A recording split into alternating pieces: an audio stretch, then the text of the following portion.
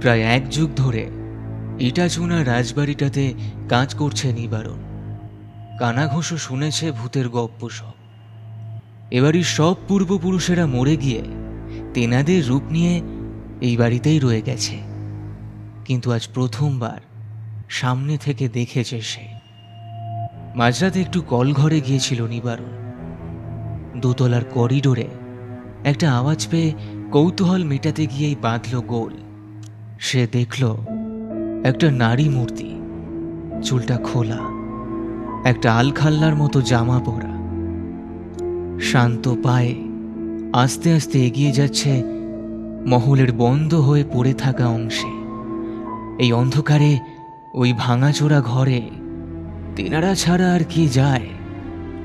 জানতে হলে শুনতে হবে আমাদের আজকের নিবেদন, লেখিকা কনক বসুর কলমে ইটাচুনার গুপ্তধন। নমস্কার, আমি এবং গপ্প থেকে সৌভিক। আমরা দেখেছি আপনারা ঐতিহাসিক কিংবা অ্যাডভেঞ্চার বা গুপ্তধনের গল্পগুলো অনেক বেশি পরিমাণে পছন্দ করছেন। আজকের গল্পটাও খানিকটা এই রকমই।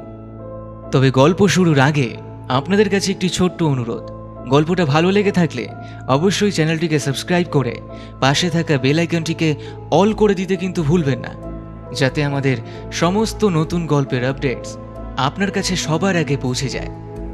আর এখন কিন্তু সাবস্ক্রাইব অপশনের পাশাপাশি হাইপ বলেও আপনি একটি অপশন পাবেন। কমেন্ট বক্সটাকে সোয়াইপ করলে আপনি হাইপ অপশনটি পেয়ে যাবেন। গল্পটি হাইপ করে এই গল্পটিকে আরও বেশি সংখ্যক শ্রোতা বন্ধুদের কাছে পৌঁছে দিতে আমাদের সাহায্য করুন।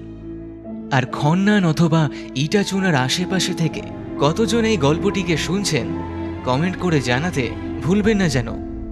শুরু হচ্ছে আমাদের আজকের নিবেদন, লেখিকা কনক বসুর কলমে ইটাচুনার গুপ্তধন।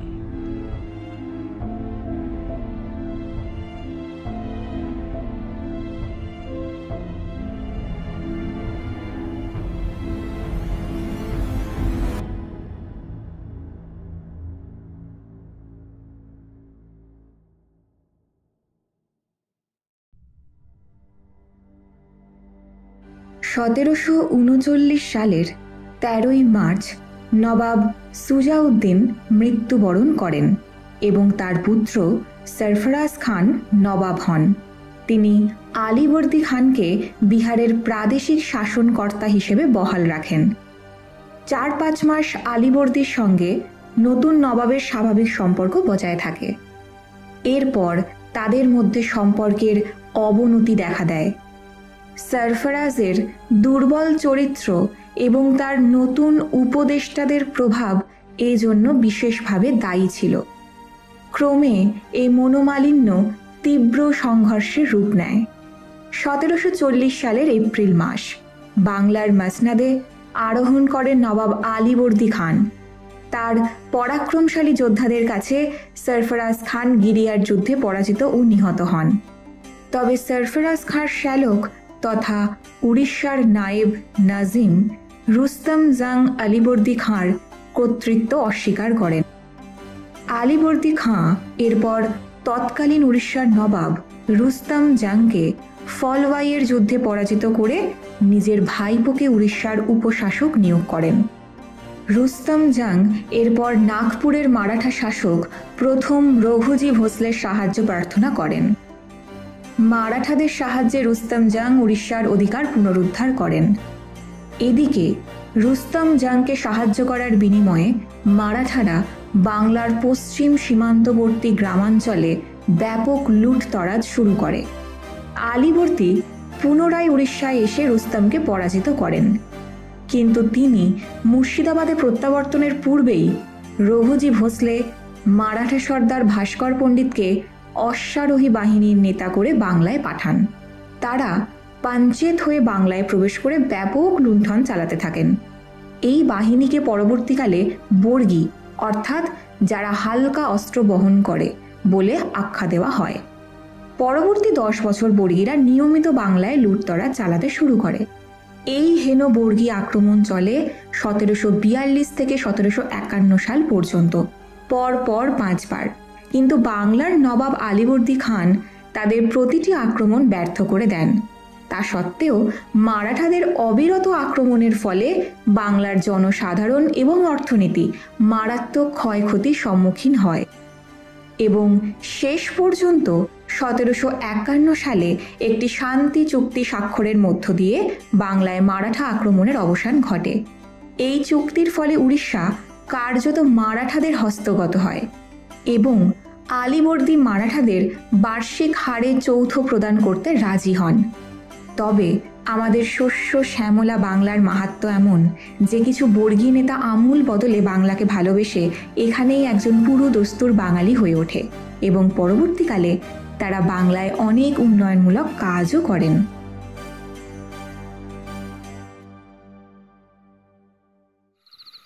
2001 সাল, বয়স 40-এর ইতিহাসের অধ্যাপিকা শ্রীমতী কমলা লতা দেবী তার ক্লাস 7-এ পড়া মেয়েকে বর্গীয় আক্রমণ ও আলীবর্দী খাঁ দ্বারা তার ব্যাহত করার ইতিহাস সম্পর্কে বুঝিয়ে দিচ্ছেন। তার মেয়ে ভীষণ মন দিয়ে তার মায়ের কথা শুনছে। আসলে তার বন্ধুদের কাছে ইতিহাস ব্যাপারটা বেশ বোরিং, কিন্তু তার কাছে সেটা ভীষণই প্রিয়। হতে পারে এটি তার মায়ের বোঝানোর কারসাজি। শুধু তাই নয়, ছোট্ট মেয়েটির কাছে কখন জানি তার মা একজন আইডল হয়ে গিয়েছে। তার মায়ের ব্যক্তিত্ব, মার্জিত সাজসজ্জা, শাড়ি পরা, খোপা বেঁধে তাতে জুঁই ফুল দেওয়া, কাজল পরা, সবের মধ্যে এমন আভিজাত্যের ছোঁয়া রয়েছে যা মেয়েটিকে বারবার মুগ্ধ করে। তাই সেও একদিন তার মায়ের মতো এমন একজন ব্যক্তিত্বময়ী আর স্বতন্ত্র হতে চায়। কমলা লতা দেবী বললেন, আলীবর্দী খাঁ ছিলেন ভীষণ বিচক্ষণ, বুদ্ধিমান এবং পরাক্রমশালী। বাংলার নবাবী লাভের পর আলীবর্দী খান বাংলার শাসন ব্যবস্থায় গুরুত্বপূর্ণ রদবদল আনয়ন করেন। 1740 সালের নভেম্বরে মুঘল সম্রাট তাকে আনুষ্ঠানিকভাবে মসনদ প্রদান করেন। শুধু তাই নয়, আলীবর্দী খাঁর শাসনকালে বাংলায় ফার্সি সাহিত্য প্রসার লাভ করে। আলীবর্দী শিক্ষা দীক্ষার প্রসারে উৎসাহী ছিলেন এবং শাসনকালে বাংলায় জ্ঞান বিজ্ঞানের চর্চা বিস্তৃতি লাভ করেছিল। শুধু তাই নয়, তিনি সঙ্গীত বিশেষজ্ঞও ছিলেন এবং নানা রকম বাদ্যযন্ত্র যেমন বীণা, খোল এসব তিনি খুব পছন্দ করতেন। তার সভাকবি ফিরদৌসের লেখা শাহনামা এদের মধ্যে বিখ্যাত। এত কিছু সত্ত্বেও তিনি বর্গী আক্রমণ পুরোপুরি বন্ধ করতে সক্ষম হননি। তার জন্য তাকে কিছু চুক্তিবদ্ধ হতে হয়, আর বাংলাকে সহ্য করতে হয় চরম অশান্তি, অর্থনৈতিক বিপর্যয়। ছোট্ট মেয়েটি এতক্ষণ মন দিয়ে শুনছিল তার মায়ের কথা। এইবার সে বলল, আচ্ছা মা, এত বীর হওয়া সত্ত্বেও বর্গীদের তিনি পুরোপুরি দমন করতে কেন পারেনি? কমলা লতা দেবী হেসে বললেন, সব কি গায়ের জোরে হয়? আসলে বর্গীরা আদতে মারাঠিরা ভীষণ সাহসী যোদ্ধা। তারপর তাদের অতর্কিত আক্রমণ ও যুদ্ধশৈলীর সাথে আলীবর্দী খাঁয়ের সৈন্য অচল হয়ে যায়। ভীষণ চিন্তায় পড়ে যায় বাচ্চা মেয়েটি। সে ঠোঁট কামড়ে বলে, আচ্ছা মা, তাহলে তো বর্গীরা ভীষণ ডেঞ্জারাস ছিল, তাই না? আ গ্রুপ অফ রুথলেস পিপল। একটু অন্যমনস্ক হয়ে পড়েন কমলা লতা দেবী, যেন কোনো পুরনো ইতিহাসের গভীরে একদম তলিয়ে যান। তার মেয়ে তার হাতে একটু চাপ দিয়ে ডাকতেই তার সম্বিত ফেরে। তারপর আস্তে আস্তে বলেন, লুটতরাজ করেছে যখন, তখন খারাপ তো নিশ্চয়ই করেছে। তবে কিছু মানুষ তো নিজেদের ভুল বুঝে বদলে যেতে পারে, তাদের তো আর খারাপ বলা যায় না মা। মহারাজ অশোকও তো বদলে গিয়েছিলেন, চণ্ডাশোক থেকে ধর্মাশোকে পরিণত হন, তাই না? একদিন তোমাকে সেই রকম এক বর্গী পরিবারের গল্প বলবো।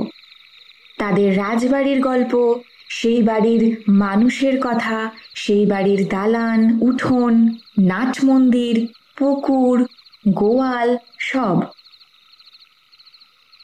শেষের কথাগুলো বলতে বলতে আবার কেমন হারিয়ে যান কমলা লতা দেবী। তার মেয়ে ছোট হলেও যথেষ্ট বুদ্ধিমতী, তাই ও সেদিন তার মাকে তার সেই হারিয়ে যাওয়া অতীতের কাছে রেখে একটু একলা ছেড়ে উঠে আসে সেখান থেকে। ও জানে কোনো না কোনো দিন তার মা তাকে সেই পরিবারের গল্প ঠিকই বলবে, তবে সেটা এখন নয়, অন্য কোনো দিন। আজ প্রায় 1 মাস হলো রায়কমলের মা মারা গিয়েছেন। রায়কমলের বয়স এখন 32।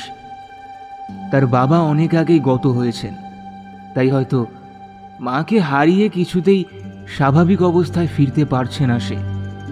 কেমন মন খারাপ করে থাকে, সারাক্ষণ কোনো ভাবনায় যেন ডুবে রয়েছে। সংসারের সব কাজ, পড়ানো সব করছে, কিন্তু কিছুতেই যেন প্রাণ নেই। মাকে হারিয়ে মনোকষ্টে নিশ্চয়ই আছে রাই, তবে তার চাইতেও বেশি হলো চিন্তা। যে গুরুদায়িত্ব তার মা তাকে দিয়ে গিয়েছেন তার মৃত্যুশয্যায়, তা কি করে রাই পূরণ করবে? কেমন করে অমন জটিল রহস্যের সমাধান করবে সে? রাই জানে শিকড়ের টান অস্বীকার করা তার পক্ষে সম্ভব নয়, আর এর মধ্যেই তার আকর্ষণ করার ক্ষমতা সে টের পাচ্ছে ভালোই। কিন্তু কি উপায়ে রাই পৌঁছবে সেইখানে? এত বছর পর কি উপায়ে, কি পরিচয় যাবে রাই সেখানে? অয়নকে কি বলবে? এখন কোনো মতেই অয়নকে সত্যিটা বলতে পারবে না, কারণ তার মা বাবার সম্মান এর সাথে জড়িত। তার উপর যেই জিনিস তার হাতে এসেছে, তার সত্যতা না বিচার করে শুধু শুধু তার পরিবার সম্পর্কিত কিছু অপ্রিয় কথা এখনই রাই অয়নকে বলতে চায় না। প্রতিদিন নিজের মধ্যে চলতে থাকা প্রশ্ন উত্তরের ঝড়ে তার ব্যক্তিগত জীবনে ভীষণভাবে প্রভাব পড়ছে। তাই রাই বুঝেও তেমন কিছুই করতে পারছে না, তাই ভীষণ রকমভাবে চুপ করে গেছে রাই। ব্যাপারটা লক্ষ্য করেছে অয়ন। অয়ন রাইয়ের স্বামী। রাই আর অয়ন একই কলেজে অধ্যাপনা করে। অয়ন পড়ায় পদার্থবিদ্যা আর রাই পড়ায় ইতিহাস। সহকর্মী থেকে বন্ধুত্ব, তার থেকে প্রেম, আর তারপরে তা পরিণতি পেয়ে এখন তারা স্বামী স্ত্রী। অয়নের মা বাবা রাই আর অয়নকে নিয়ে এখন তাদের সুখের সংসার। রাই অয়ন দুজনেই চেয়েছিল যাতে রাইয়ের মা তাদের সাথে থাকে, কিন্তু তার মা যে এটা কখনোই করবে না সেটা রাই ভালোই জানত, কারণ তার মা যে সবার থেকে আলাদা। রাইয়ের বাবা মারা যান যখন, রাই তখন মাত্র 8 বছরের। তারপর সম্পূর্ণ একা রাইকে বড় করেছেন তিনি।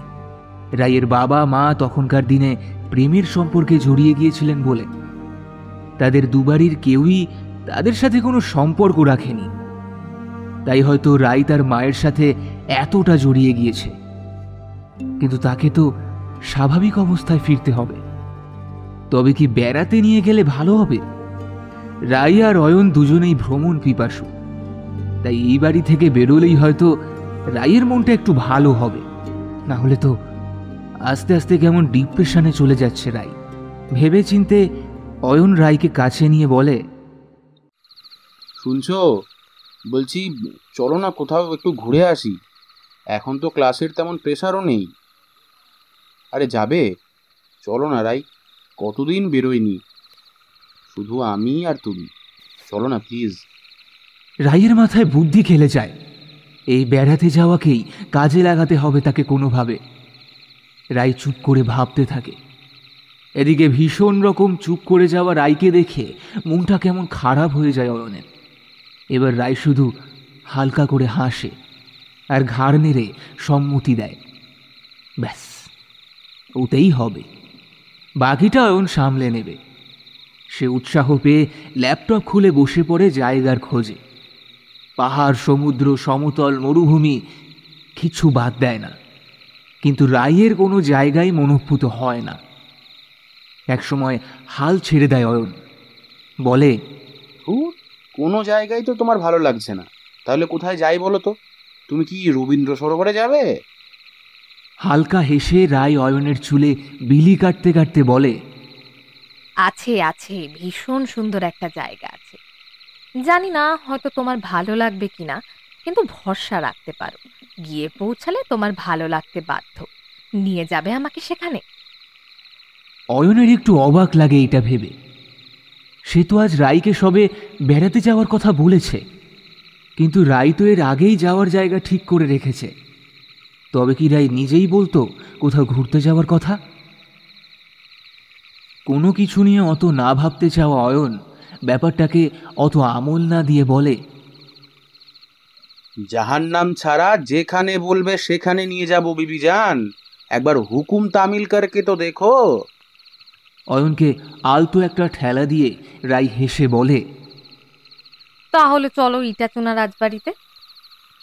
প্রায় সাথে সাথে অয়নের মুখ দিয়ে বেরিয়ে যায়, কি চুনা? এত জায়গা থাকতে কিনা ইট চুনা, সেটা আবার কোথায়? ইট চুনা নয় রে বাবা, ইটা চুনা। আর ওটা একটা রাজবাড়ি, বুঝলে? তেমন এলেবেলে জায়গাও নয় কিন্তু। হতে পারে চিনসুরকির গাঁথনি থেকে এমন নাম। আবার এও বলা হয় যে ইটাচুনা একটা আস্ত গ্রামের নাম ছিল।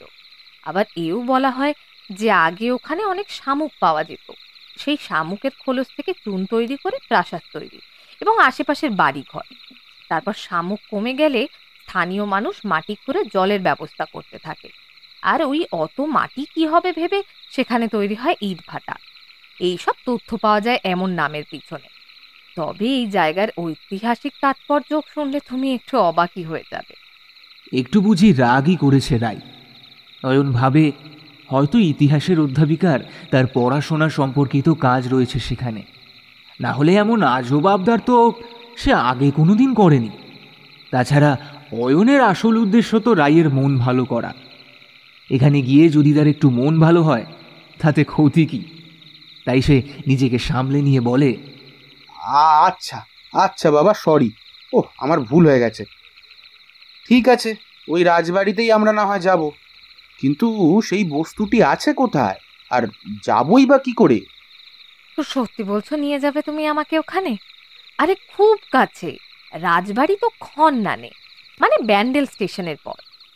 আমরা কিন্তু ট্রেনে যাব। শোনো, আমি তাহলে বুকিংটা সেরে ফেলছি।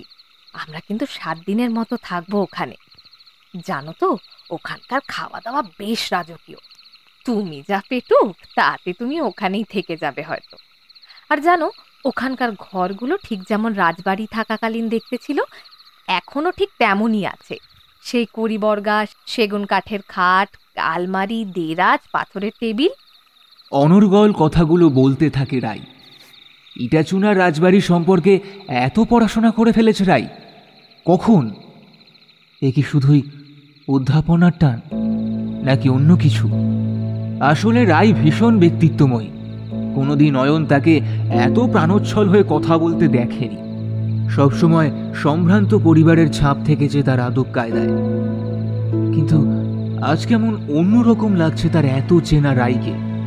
রাই যেন রাজবাড়িটিতে গিয়েছে এর আগে, যেন কতদিনের চেনা সেই জায়গা তার কাছে। তাছাড়া একটা পুরনো রাজবাড়িতে 7 দিন ধরে থেকে তারা করবেটা কি? কোনোদিন তো রাই এতটা বিবেচনাহীন ছিল না। অয়ন অবাক হয়ে যায়, আর রাইয়ের চোখে লেগে থাকে এক না পাওয়াকে কাছে পাওয়ার অজানা তৃপ্তি।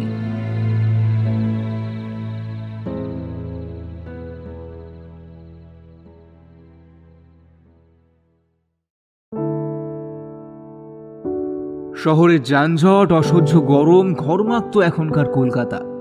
পিচ গলা রোদ্দুর, তপ্ত পুড়ে যাওয়া কলকাতা। এক পা এগুলেই লোকের সঙ্গে ঠোকাঠুকি, জনসমুদ্র, দমবন্ধ কলকাতা।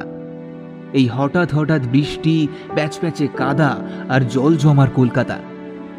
সত্যি মাঝে মাঝে পাগলের মতো ভিড়, দমবন্ধ ইটকাঠ, পাথর আর কংক্রিটের শহর। তার উপর কাজের চাপে নিজেকে যন্ত্রমানব ছাড়া আর তেমন কিছু মনে করা যায় না আজকাল আর। ট্রেনে আস্তে আস্তে গ্রাম্য জলবায়ু আর সবুজের ছোঁয়ায় অয়নের যেটুকু সংশয় ছিল এই ঘুরতে আসা নিয়ে, সেটা একেবারেই আর নেই। বেশ হোশ মেজাজে রয়েছে সে এখন। রাই কিন্তু চুপ, একেবারে চুপ, যেন কোনো গভীর ভাবনায় তার ভাব সমাধি রয়েছে। মাঝে মাঝে টুকরো টুকরো কথা ছাড়া তেমন কিছুই বলছে না সে। অয়নও এত সহজে হাল ছাড়ার পাত্র নয়। সে জানে একবার সেখানে গিয়ে পৌঁছলে বউকে সোহাগে আদতে ভালোবাসায় ভরিয়ে আবার ফিরিয়ে আনবে স্বমহিমায়। খন্নান স্টেশনে নেমে একটা টোটো নিয়ে নেয় অয়ন আর রাই। শহরের সীমানা ছাড়িয়ে গাছগাছালি, মেঠোপথ, মাইলের পর মাইল সবুজে মোড়া চাষের জমি। কলোচ্ছ্বাসরত শিশুর দল চোখ জুড়িয়ে অদ্ভুত প্রশান্তি দেয় হৃদয়কে। পথ শেষ হয় রাজবাড়ির বিশাল ফটকে। গেটের মুখেই কার্যালয়। সেখানে সমস্ত ফর্ম্যালিটি পূরণ করতে গিয়ে আবার গোল বাঁধে। অয়ন আর রায়ের জন্য বরাদ্দ করা হয় বড় পিসি ঘর। আসলে বাড়ির আসল আভিজাত্য রাখতে গিয়ে ঘরগুলোর নামও সম্পর্কের নামে রাখা হয়। মানে তৎকালীন রাজার সম্পর্কিত যে যেখানে থাকতো তার ঘর তেমনই রেখে তার নামেই রাখা হয়েছে। তাই নাম বড় পিসি, ছোট পিসি, রাজা, রানী এমন। কিন্তু রাই বেঁকে বসে। সে বলে, না না, আমি ছোট পিসির ঘরেই থাকবো। আমি তো আপনাদের ফোনেই বলেছিলাম। রাইয়ের ব্যবহার সত্যি অদ্ভুত হয়ে যাচ্ছে। যাই ঘর দিক না কেন, ক্ষতিটা কি সেটাই বুঝতে পারে না অয়ন। সে কিছু বলার আগে কার্যালয়ের একজন বলেন, দেখুন ম্যাডাম, ওই ঘরে সামান্য সারানোর কাজ চলছে, কিন্তু আশা করি আপনার কোনো অসুবিধা হবে না। কারণ দুটো ঘরই পাশাপাশি, তাই দুটো ঘর থেকেই ওই একই ভিউ পাবেন জানলা খুললে। আর আপনারা তো থাকছেন ওই 7 দিন। কাজ হয়ে গেলে যদি মনে হয় আপনারা না হয় তখন শিফট করে যাবেন। কোনো রকমে রাইকে বুঝিয়ে সুঝিয়ে নিয়ে যাওয়া হয় ভেতরে। অয়ন রাইয়ের কানে কানে বলে, এই তুমি ওই ঘরেই কেন থাকতে চাইছো বলো তো? তোমার হাব ভাব কিন্তু মোটেই ভালো ঠেকছে না, বুঝলে? কোনো গুপ্তধনের খোঁজ পেয়েছো নাকি? হ্যাঁ? শেষের কথাগুলো একটু হালকা চালেই বলে অয়ন, কিন্তু অয়নের কথায় সামান্য কেঁপে ওঠে রাই। গেট ছাড়িয়ে ভেতরে পা দিতেই কেমন যেন গা ছমছম করে ওঠে ওর। লোকলস্কর, পাইক, বরকন্দাজ, কালের নিয়মে সেই অতীত জৌলুসের কিছুই আর অবশিষ্ট নেই এখন।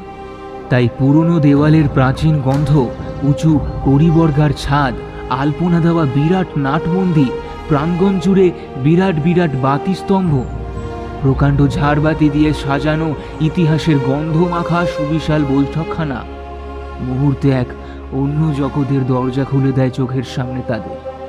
এই বাড়িতে ইতিহাস যেন কানাকানি করছে। শ্রীধর জিউ এই নাট মন্দিরে পূজিত হন। এখন মন্দির বন্ধ, আবার খুলবে সন্ধ্যা আরতির সময়। ওরা প্রণাম করে ভেতরে ঢুকে আসে। রাই প্রত্যেকটা ইট ছুঁয়ে যেতে থাকে, যেন এই ইটের পাঁজরে সে খুঁজে চলেছে কোনো দুরূহ রহস্য। ভেতরে ঢুকতেই রাজকীয় আপ্যায়ন শুরু হয়। লাল পেরে সাদা শাড়ি পরা একজন বিশাল কাঁসার থালায় দুটো কাঁসার গ্লাসে লেবু চিনির ঠান্ডা শরবত নিয়ে আসে তাদের জন্য। গরমে এমন বাঙালি আপ্যায়নে প্রাণ জুড়িয়ে যায় তাদের। সেটা খেয়ে সিঁড়ি বেয়ে উপরে উঠে দোতলায় আসে তারা। তাদের মালপত্র নিয়ে আসে ধুতি পাঞ্জাবি পরা একজন। ঘরে ঢুকতেই আভিজাত্যের ছোঁয়া তাদের চোখে মুখে এসে লাগে যেন। সাদা পাথরের মেঝে, সাদা দেওয়াল, বিশাল বিশাল খড়খড়ি দেওয়া জানলা, আর তাতে সারসি দেওয়া কাঁচ। ঘরের ঠিক মাঝখানে সেগুন কাঠের কালো পালিশ করা খাট বিছানা। একপাশে সাদা পাথরের টেবিল, তাতে কাঁসার জগ আর গ্লাস রাখা। ঘরের একপাশে দিরাজ, সেটাও কালো পালিশ করা।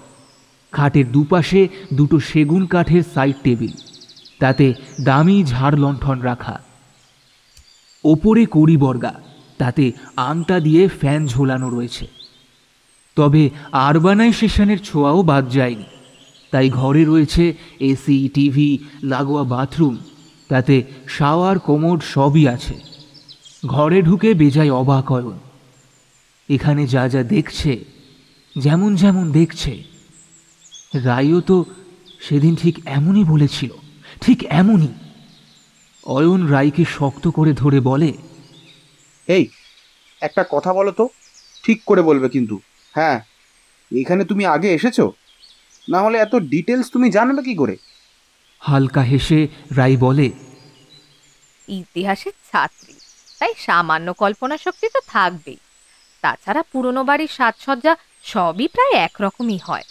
আর আমাদের গুগল তো রয়েছেই ছবি দেখানোর জন্য, তাই না? কৌতূহল মিটলো এবার। অয়ন একটু থমকে যায়, সামান্য চুপ করে বলে, তাহলে ওই পাশের ঘরে থাকবে বলে এত জোরাজুরি করছিলে কেন? কি আছে সেখানে? রাইয়ের চোখ দপদপ করে জ্বলে উঠেই আবার স্বাভাবিক হয়ে যায়। একটু কি সময় নেয় উত্তর সাজাতে। তারপর সে বলে, আরে আমার এক বন্ধু ওই ঘরে ছিল, ওখান থেকে নাকি ছাদে ওঠা সিঁড়িটা খুব কাছে। এই উত্তরটা ভীষণ রকম অজুহাতের মতোই লাগে অয়নের। সে ভালোই বোঝে কোনো একটা উদ্দেশ্য নিয়ে রাই এখানে এসেছে, সময় সেটা বলে দেবে। সে আর কথা বাড়ায় না, বরং পরিস্থিতি হালকা করতে বলে, বাবা, ভাবা যায় এই অজ পাড়াগাঁয়ে একজন বাঙালি রাজার এমন বিশাল বাড়ি, কি বলো? সামান্য হেসে রাই বলে, খেয়ে বলেছে রাজা বাঙালি ছিল? রাজা মোটেই বাঙালি নয়, বরং ভয়ঙ্কর ডাকাত বলতে পারো। পরে নিজেকে বদলে সম্পূর্ণ আলাদা মানুষ হয়ে এই সাম্রাজ্য বিস্তার করে। মারাঠা থেকে দুর্দান্ত বর্গীর দল যৌথ আদায়ের জন্য তখন বারবার হানা দিচ্ছে এই রাজ্যে। সেই সময়েই বর্গীর বাহিনীর কেউ কেউ প্রচুর ধনসম্পত্তি অর্জন করে স্থায়ীভাবে বঙ্গদেশেই থেকে যান। ইটাচোনা রাজবাড়ির প্রতিষ্ঠাতা কুন্দ্রা বা কুন্দনরাই তার উদাহরণ। এই কুন্দ্রা বা কুন্দন থেকেই পরে হয় কুন্ডু। সাফল্যনারায়ণ কুন্ডু এবং তার বংশধররা 1766 সালে প্রায় 20 বিঘা জমির ওপর এই রাজবাড়ি তৈরি করে। বর্গীদের বাড়ি বলে স্থানীয় মানুষ একে বর্গীডাঙ্গাও বলে। এই কুন্ডু বংশ হয়ে ওঠে সম্পূর্ণ ধার্মিক এবং বাড়ির ঠিক মাঝখানে স্থাপন করেন শ্রীধর জিউর মন্দির। ইংরেজ আমলে এদের সবচেয়ে বেশি রমরমা দেখা যায়। পরে সাফল্যনারায়ণ তার লুট করা ধনসম্পদ এই জায়গার উন্নয়নের কাজে লাগান। হাসপাতাল, স্কুল, কলেজ, মন্দির স্থাপন করে, রাস্তাঘাটের আমূল পরিবর্তন করে। তিনি হয়ে ওঠেন সকলের পূজনীয়। মাঝে বহুকাল এই বাড়ি ভাঙাচোরা হয়ে পড়েছিল, এখনো একটি অংশ আছে পরিত্যক্ত। তবে এখানকার উত্তরাধিকাররা এই বাড়িকে সারিয়ে একটি অংশ নিজেদের জন্য আর একটি অংশ দর্শনীয় স্থানে পরিণত করেছে। এতক্ষণ চুপচাপ শুনছিল অয়ন অবাক হয়ে। মুখে একটা আওয়াজ করে বলে, বাবা, এ তো আমূল পরিবর্তন। ইতিহাসের অধ্যাপিকা থাকায় কতই না উপকার হয় আমার। তাই ভাবছি, এই জানো, ছোটবেলায় মা আমাকে না ঘুম পাড়ানি গান শোনাতো, বুঝলে? সেই খোকা ঘুমোলো, পাড়া জুড়োলো, বর্গি এলো দেশে। এবার মানেটা আজকে বুঝলাম, বুঝলে? হেসে ওঠে দুজনেই। তারপর রাই বলে, নাও নাও, ফ্রেশ হয়ে এসো, তারপর দুপুরে খেয়ে একটু শুয়ে নাও। অনেক ধকল গেছে তোমার। বিকেলে তো টুরিস্ট গাইড এসে পুরো রাজমহল ঘুরিয়ে দেখাবে বলল। হাই তুলে আড়মোড়া ভাঙে অয়ন। হ্যাঁ, একটু ক্লান্ত তো লাগছে। বেশ, আমি না হয় বাথরুমে গেলাম, বুঝলে? তারপর কি ভেবে অয়ন রাইয়ের কাছে এসে বলে, আরে, আমি বাথরুমে যাব আর তুমি একা একা অপেক্ষা করবে? জানো তো, এরকম বাড়িতে ভূত থাকে, আবার সুন্দরীদের কিন্তু বেশি করে ধরে। তার চেয়ে বলি কি, চলো না স্নানটা একসাথে সেরে ফেলি। চলো না। একটা মেয়েকে শাসন করে চোখ পাকিয়ে রাই বলে, আজ্ঞে না, ভূত ধরলে তোমাকেই আগে ধরবে, আমাকেই বাড়ির ভূত ধরবে না, বুঝলে? তুমি স্নানে যাও, আমি চটপট ঘুরে দেখে আসি একটু। বলেই রাই ঘর থেকে বেরিয়ে যায়। অয়ন আবার অবাক হয়ে কাঁধে টাওয়াল নিয়ে ঢুকে যায় বাথরুমে। ঘর থেকে বেরিয়ে লম্বা বারান্দা এসে দাঁড়ায় রাই। এই বারান্দা গোল হয়ে ঘুরে গেছে ছাদ মাঝে রেখে, আর পরপর অনেকগুলো ঘর। তাদের ঠিক ডান পাশেই ছোট পিসির ঘর, আর সেখানেই তাকে যেতে হবে। বাড়ির একটা অংশে এখন বাড়ির বর্তমান উত্তরসূরিরা থাকে, সবসময় না থাকলেও মাঝে মাঝে থাকে। পালা করে দুই ভাই। ট্যুর গাইড বলেছে আজই কেউ একজন এসেছে। কে আছে কে জানে, বড় না ছোট। একটা ছোট্ট দীর্ঘশ্বাস বেরিয়ে আসে রায়ের অজান্তেই। তারপর পকেট থেকে ফোন বের করে একটা হলদে হয়ে যাওয়া কাগজের ছবি বের করে সে। আসল কাগজটা আছে পার্সে, সেটা এক্ষুনি দেখার সময় হয়নি। সেই কাগজে কালো কালিতে লেখা, যেই ঘরেতে আলোর ছটা, হুটোপুটি অনেক আদর, যেই ঘরেতে আমের আচার, শীতের দুপুর গরম চাদর, সেই ঘরেতেই দৌড়টি দিয়ে আবার খোলো দৌড় দুই, কাপড় জড়ি গয়না গাটি আরো দামি পাইলে ছুঁই। এই রহস্যের সমাধান তাকে ঘরে গিয়েই করতে হবে। প্রথম দু লাইন রায়ের মা বলে গিয়েছিলেন, কারণ এই বাড়িতে সবচেয়ে যিনি আদর দিতেন বাচ্চাদের, তাদের সমস্ত বায়নাক্কা সামলাতেন, তিনি শুধুই ছোট পিসি। বড় পিসি রাশভারী মানুষ ছিলেন। ছড়ায় যে ঘরের কথা বলা আছে সেটা ছোট পিসিরই ঘর, কিন্তু তার পরেরটুকু জানতে গেলে রায়কে যে যেতেই হবে সেই ঘরে। দুপুরে রাজকীয় খাবার দাওয়ার আয়োজন ছিল। কাঁসার থালাবাটিতে লুচি, ঘি ভাত, শুক্তো, ডাল, ভাজা, তরকারি, মোচার ঘন্ট, মাংস, চাটনি, পাঁপড়, মিষ্টি আর পান। পেটুক অয়ন তো একবার প্রতিজ্ঞা করেই ফেলল, সে প্রত্যেক মাসে একবার এখানে আসবেই। একটা দীর্ঘশ্বাস পরে রায়ের। আর কি আদৌ আসা হবে তাদের এখানে? যে উদ্দেশ্যে সে এখানে এসেছে সেটা সফল হলে কি আদৌ তাকে এখানে আর কেউ আসতে বলবে? চুপচাপ খেয়ে উঠে পড়ে রায়। অলস দুপুর গড়িয়ে বিকেল পড়তেই রাজবাড়ির ট্যুর গাইড এসে পড়ে। আরও কিছু লোকজন জড়ো হয়েছে। তারপর সকলকে নিয়ে শুরু হয় রাজবাড়ি ভ্রমণ। অয়ন মানা করে বলল, আরে তুমি আমাকে যা ইতিহাস শোনালে তার সিকি ভাগও কি এ বলতে পারবে? তবুও রায় জোর করেই ট্যুর গাইডের পিছু নেয়। কি যে আজব ব্যবহার করছে মেয়েটা কে জানে। ট্যুর গাইড একের পর এক ঘরে নিয়ে গিয়ে দেখাতে থাকে। প্রথমে বসার ঘর, তারপর খাজাঞ্চিখানা, হলঘর, আতুর ঘর, রান্নাঘর, পুকুর, গোয়াল, নাট মন্দির সব। রায় সাথে আছে ঠিকই, আবার নেইও। কেমন আনমোনা হয়ে ঘুরে বেড়াচ্ছে এখানে সেখানে। বাড়ির সবচেয়ে আকর্ষণীয় জায়গা হচ্ছে বাড়ির ছাদ। পুরো বাড়ি ঘিরে বিশাল ছাদ, উপরে মেঘহীন খোলা আকাশ, যেন একটু হাত বাড়ালেই ছোঁয়া যাবে আকাশটাকে। ট্যুর গাইড সেখানে এনে দিয়ে বিদায় নেয়। সকলে এখানে সেখানে ছড়িয়ে ছিটিয়ে আড্ডা মারতে থাকে। রায় কিন্তু একা হয়ে সরে যায় এক কোণে। রায়ের খোলা আকাশ ভীষণ প্রিয়। তাদের ফ্ল্যাটের ছাদে উঠে রায় ঘন্টার পর ঘন্টা কাটিয়ে দিতে পারে শুধু আকাশের দিকে চেয়েই। আর এখানে তো তাকে নিচে নামানোর দায় হবে বোধ হয়। আপন মনে হাসে অয়ন, কিন্তু রায়ের কাছে যেতেই অয়ন দেখে নিঃশব্দে কাঁদছে মেয়েটা। কিন্তু কেন? অয়ন তার কাঁধে হাত রাখতেই সে চমকে ফিরে বলে, অয়ন চলো নিচে চলো। অয়ন থমকে যায়। অয়ন নিশ্চিত রায় তার থেকে কিছু লুকিয়ে যাচ্ছে, কিন্তু কি? অয়ন সামান্য পরে নিচে নামে। নেমেই দেখে রায় ভীষণ চেঁচামেচি করছে, যেটা একেবারেই রায়ের স্বভাব বিরুদ্ধ। কি হয়েছে দেখতে কি অয়ন দেখে তাদের ঘরময় জল। কোনো কারণে বাথরুমের কলের প্যাচ কেটে গিয়ে সেখান থেকে জল লিক করে এই বিপত্তি। এখন ঘরে পাতা ভেজা জল। স্লিপার্স ছাড়া ভাগ্যিস মেঝেতে আর কিছু ছিল না। তারা এখন জলের স্রোতে ভেসে বেড়াচ্ছে নৌকো হয়ে। কিন্তু এখন উপায়? রায় তড়িঘড়ি বলে, আমরা তো আর জলের মধ্যে থাকতে পারবো না ভাই, আমাদের এক্ষুনি পাশের ঘরে শিফট করার ব্যবস্থা করো।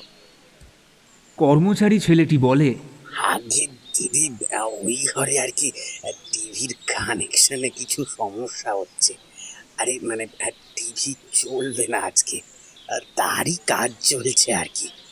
এদিকে অন্য এসি ঘরে তো সবই লোকে ভর্তি। মানে আপনারা যদি আজকে রাতের জন্য মানে অন্য ঘরে যান তাহলে, না মানে কাল যদি ঠিক করে দিই আর কি। মাঝপথে ছেলেটিকে আটকে দেয় রায়, বলে, আমাদের টিভি লাগবে না ভাই, ঘুরতে এসে আর কেউ টিভি দেখলেও আমরা দেখি না। তুমি আমাদের ওই ঘরে শিফট করানোর ব্যবস্থা করো, বরং কাল না হয় ওই ঘরে টিভির কানেকশনটা করিয়ে দিও। ছেলেটা আর কিছু বলে না, মাথা নিচু করে পাশের ঘরের চাবি আনতে চলে যায়। আর রায় এই প্রথমবার কেমন হালকা মেজাজে গুনগুন করে এই ঘরে পড়ে থাকা জিনিসপত্রগুলো গুছিয়ে নিতে থাকে। অয়নের মনে পড়ে ট্যুর গাইড আসার আগে তো বাথরুমে সে একবার গিয়েছিল। কই, তখন তো কলের লিকেজ তেমন কিছু ছিল না। হঠাৎ তার মনে পড়ে নিচে নেমে যাওয়ার পর রাই একবার উঠে এসেছিল ঘরে, তার ফোন ফেলে গিয়েছিল বলে। তাহলে কি তখনই রাই কিছু করেছে? পাশের ঘরে কি এমন গুপ্তধনের সন্ধান রাই পেয়েছে যে এমন মরিয়া হয়ে তাকে ওই ঘরেই যেতে হচ্ছে এমন ছল করে? আর যদি কিছু পেয়েই থাকে সেটা জানার কি কোনো অধিকার নেই অয়নের? এর থেকে যে নিজেদের মধ্যে দূরত্ব বাড়তে পারে তার খেয়ালও কি নেই রাইয়ের? তীব্র অভিমান হয় অয়নের। হতভম্ব হয়ে শুধুই তাকিয়ে থাকে অয়ন অচেনা রাইয়ের দিকে।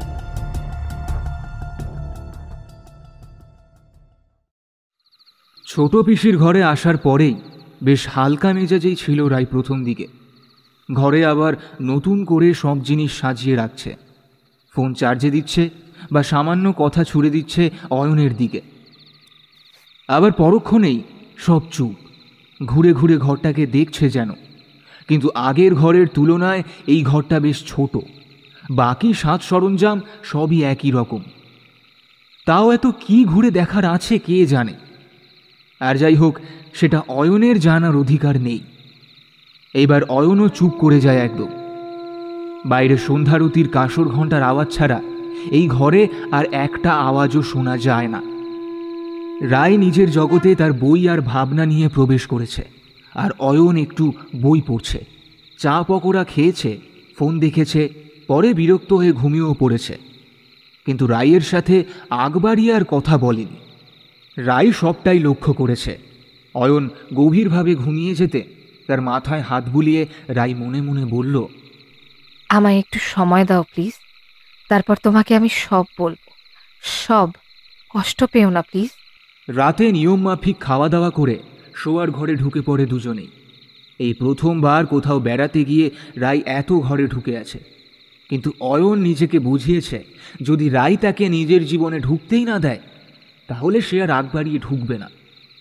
সে নিজের মতো খানিক বই পড়ে ঘুমিয়ে পড়ে, আর রায় খাটের ওপর সেই বাবু হয়ে গুম মেরে বসে রয়েছে।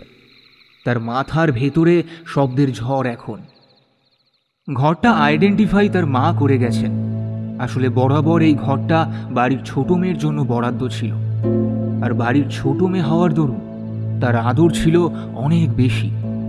মা এও বলে গিয়েছেন দুপুরে বাড়ির সব ছোটরা মিলে একসাথে আচার চুরি করে খাওয়ার রীতিও ছিল সেই ঘরে।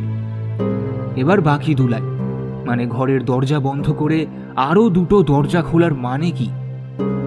তাহলে কি এই ঘরে কোনো গুপ্ত কক্ষ আছে? আগেকার দিনে তো এমন থাকতো, কিন্তু সেটা কোথায়? অয়ন না ঘুমালে তো সেটা করার জো নেই। আজ সারা দিন শুধু শুধু চলে গেল, আর তো মাত্র 6টা দিন। আর আজকের রাতটুকু, তার মধ্যে যদি এই বাড়ির কেউ রায়ের আসল উদ্দেশ্য জানতে পারে তাহলে তো মনে হয় না কেউ তাকে আর এই বাড়িতে থাকতে দেবে বলে। আজ রাতটা কাজে লাগাতেই হবে। একসময় সত্যি গভীরভাবে ঘুমিয়ে পড়ে অয়ন, আর এক মুহূর্ত সময় নষ্ট না করে মোবাইলের আলো জ্বালিয়ে খুব সন্তর্পণে দেওয়ালগুলো দেখতে থাকে রায়। তারপর মেঝের কার্পেট সরিয়ে মেঝেতে কোনো গুপ্ত দরজা বেরোয় কিনা দেখতে থাকে সে। কিন্তু কোথাও কোনো গুপ্ত দরজার চিহ্ন অবধি সে পায় না। একবার বাথরুমেও খুঁজে আসে রায় কোনো গুপ্ত দরজা আছে কিনা দেখতে, কিন্তু কিছুই সে পায় না। মাঝখান থেকে অয়নের ঘুম ভেঙে যায়। সে প্রচণ্ড বিরক্ত হয়ে বলে, হেই, মাঝরাতে ভূতের মতো মোবাইলের আলো জ্বেলে ঠিক কি খুঁজছো বলো তো তুমি? রায় ঢোক গিলে বলে, আমি মানে আমার চশমা খুঁজছিলাম। রাগটা এবার সত্যি সীমাহীন হয়ে পড়ে। অয়ন প্রায় চিৎকার করে বলে, রাই, অনেকক্ষণ ধরে দেখছি, বুঝলে? আমাকে বলবে না সেটা ক্লিয়ারলি বলে দাও, কিন্তু মিথ্যে কথা বলো না, ওটা কিন্তু আমার আরো বিরক্তিকর লাগে। যাই হোক, আর ভূতের মতো ঘুরে বেরিও না। আমি তো সাধারণ মানুষ, তোমার মতো অসাধারণ নই। আমার একটু ঘুমের দরকার, বুঝলে? বলে চাদরটা গায়ে ভালো করে জড়িয়ে আবার ঘুমিয়ে পড়ে সে। অয়নের রাগ হওয়াটা একদমই ন্যায্য, কিন্তু রায়ও অপারগ। অন্তত মায়ের দেওয়া তথ্য সম্পূর্ণ সত্যি কিনা সেটা না বুঝে কিছুই বলতে পারবে না রায়। তার মা অনেক কিছু হারিয়েছে, এখন মৃত্যুর পর তাকে কোনো রকম অসম্মানের সামনে এনে ফেলবে না রায়। আর এ বাড়িতে অয়নকে সবটা বলতে গিয়ে কেউ শুনে নিলে তো ভীষণ বিপত্তি হবে। তার চাইতে আরেকটু অপেক্ষা করে নিয়ে কিছু পেলে তবেই না হয় জানাবে রায় অয়নকে। নানা রকম ভাবতে ভাবতে শুয়ে পড়ে রায়। বাকি দুটো লাইন নিয়ে আরও একটু ভাবা দরকার।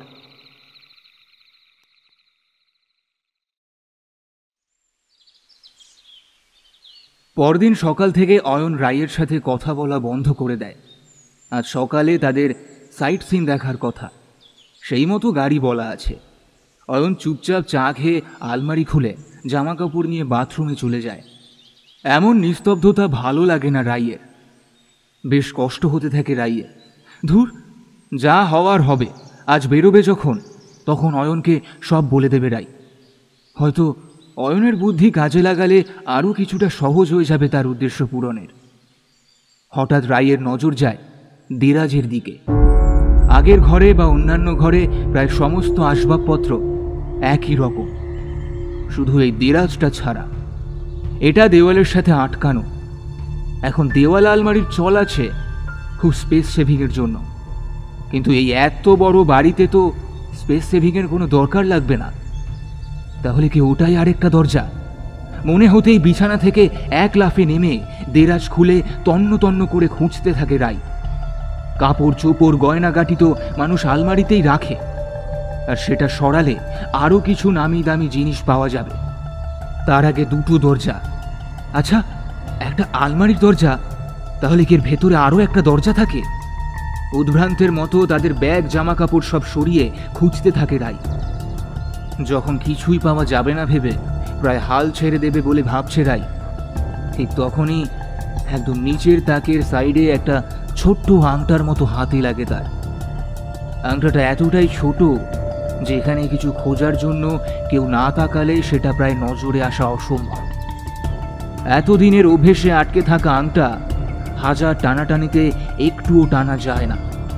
একবার, দুবার, তিনবার, বারবার টানতে টানতে একটা সময় ঘর ঘর করে একটু একটু করে খুলতে থাকে। আর রাইয়ের সামনে বেরিয়ে আসে একটা ছোট্ট কারুকাজ করা কাঠের বাক্স, আর তাতে রোল করে গুটিয়ে রাখা হলদেটে একটা কাগজ। আর রাইয়ের ঠিক পেছনে দাঁড়িয়ে থাকে আরও অবাক হয়ে যাওয়া অয়ন, তার মুখে হাজারো প্রশ্নের ভিড়।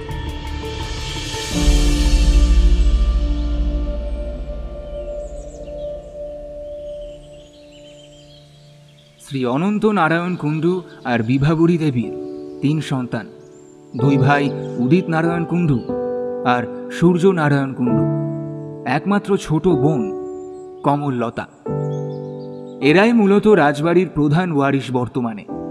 বাড়ির সবচেয়ে ছোট মেয়ে কমললতা ভীষণ আদরের, তার উপর অত্যন্ত মেধাবী, ব্যক্তিত্বময়ী আর ঠিক ততটাই সুন্দরী, সকলের নয়নের মণি একদম। সেই মেয়ে হঠাৎ জেদ ধরে আরও পড়াশোনা করতে সে কলকাতায় যাবে। তাদের বংশেই প্রথম কোনো মেয়ে গ্রামের বাইরে পা রাখছে শুধু পড়াশোনার জন্য। কিন্তু যুগের সাথে তাল মিলিয়ে একসময় অনন্ত নারায়ণ আর বিভাবরী দেবীকেও ছাড়তে হয় তাদের একমাত্র মেয়েকে। তারা নিজেরা গিয়ে কলকাতায় বাড়ি ঠিক করে আসে থাকার, এবং কিছু লোকজন দাসদাসী একটা গাড়িও রেখে আসে কমললতার জন্য।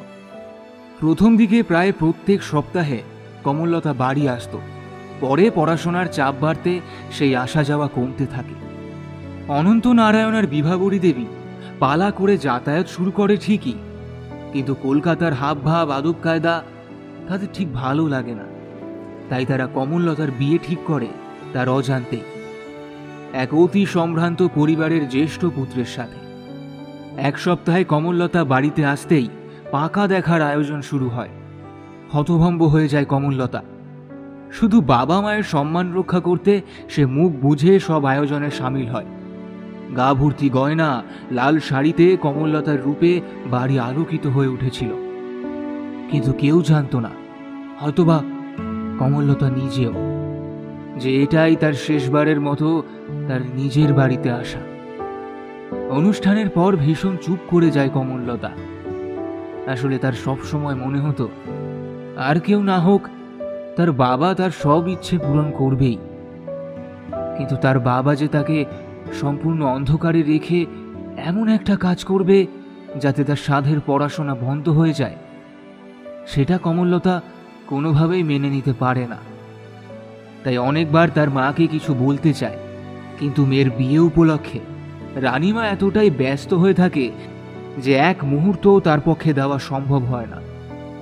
ঠিক হয় 2 মাস বাদে একটা শুভক্ষণে চার হাত এক করে দেবে তারা। তাই মেয়েকে কলকাতায় ফিরে যেতে আর বাধা দেয় না অনন্ত নারায়ণ। যদিও মুখে বলা হয় বিয়ের পর তার পড়াশোনা অক্ষুণ্ণ থাকবে, কিন্তু কমললতা ভালোই জানে বনেদি পরিবারের রীতি অনুযায়ী তার পায়ে বেঁধে দেওয়া হবে অদৃশ্য বেড়ি। চুপচাপ কলকাতার বাড়িতে ফিরে ঠান্ডা মাথায় একটা চিঠি লেখে কমললতা। সে স্পষ্টভাবে জানায় তার এই বিয়েতে একেবারেই মত নেই, কারণ সে প্রাপ্তবয়স্ক হওয়া সত্ত্বেও তাকে না জানিয়ে এই বিয়ে ঠিক করা হয়েছে। তাছাড়া সে পড়াশোনা করতে চায়, নিজের পায়ে দাঁড়াতে চায়। বিয়ের পর তা কোনোভাবেই সম্ভব নয়। আর তার চাইতেও বড় কথা, সে একজনকে ভালোবাসে এবং তার কাছে সে প্রতিশ্রুতিবদ্ধ। ভদ্রবাড়ির মেধাবী সন্তান সে, কিন্তু পড়াশোনা করছে, তাই আরো বছর 2 লাগবে তাদের বিয়ে করতে। এখন কি উপায় পাত্রপক্ষকে না করা হবে সেটা তারাই জানে। কমললতার চিঠি একটা আস্ত আগুনের গোলার মতো এসে পড়ে রাজবাড়িতে। অনন্ত নারায়ণের বাদশাহী মেজাজের সাথে তাল মিলিয়ে কেঁপে ওঠে রাজবাড়ির দেওয়াল। রাতারাতি রাজা রানী রওনা হয় কলকাতায় তাদের বাড়ির মান রাখতে। নরমে গরমে বোঝানোর চেষ্টা করে তাদের একমাত্র মেয়েকে। বাবা মায়ের সম্মান, বাড়ির সম্মানের অজুহাত দেখিয়েও তার মন বদলানো যায় না। একরোখা কমললতা তার কথা ফিরিয়ে নিতে একেবারেই অপারগ। একসময় ভীষণ রেগে গিয়ে অনন্ত নারায়ণ তার মেয়েকে বলে, তাহলে তুমি এক্ষুনি এই বাড়ি থেকে বেরিয়ে যাও। আমি আজ থেকে মনে করব যে আমার কোনো মেয়ে নেই। আজ থেকে তোমার কোনো দায়িত্ব আমার নয়। যাকে ভালোবাসো তার সাথে ঘর বাঁধো, কিন্তু রাজবাড়িতে তোমার ছায়া আর কোনো দিনও যাতে না পড়ে, এমনকি আমার মৃত্যু সংবাদ পেলেও না। কথাগুলো রাগের মাথায় বলে ফেলে অনন্ত নারায়ণ বুঝতে পারে ভীষণ ভুল হয়ে গেছে তার। কমললতা তো তারই মেয়ে, জেদটা তো সে তার কাছ থেকেই পেয়েছে।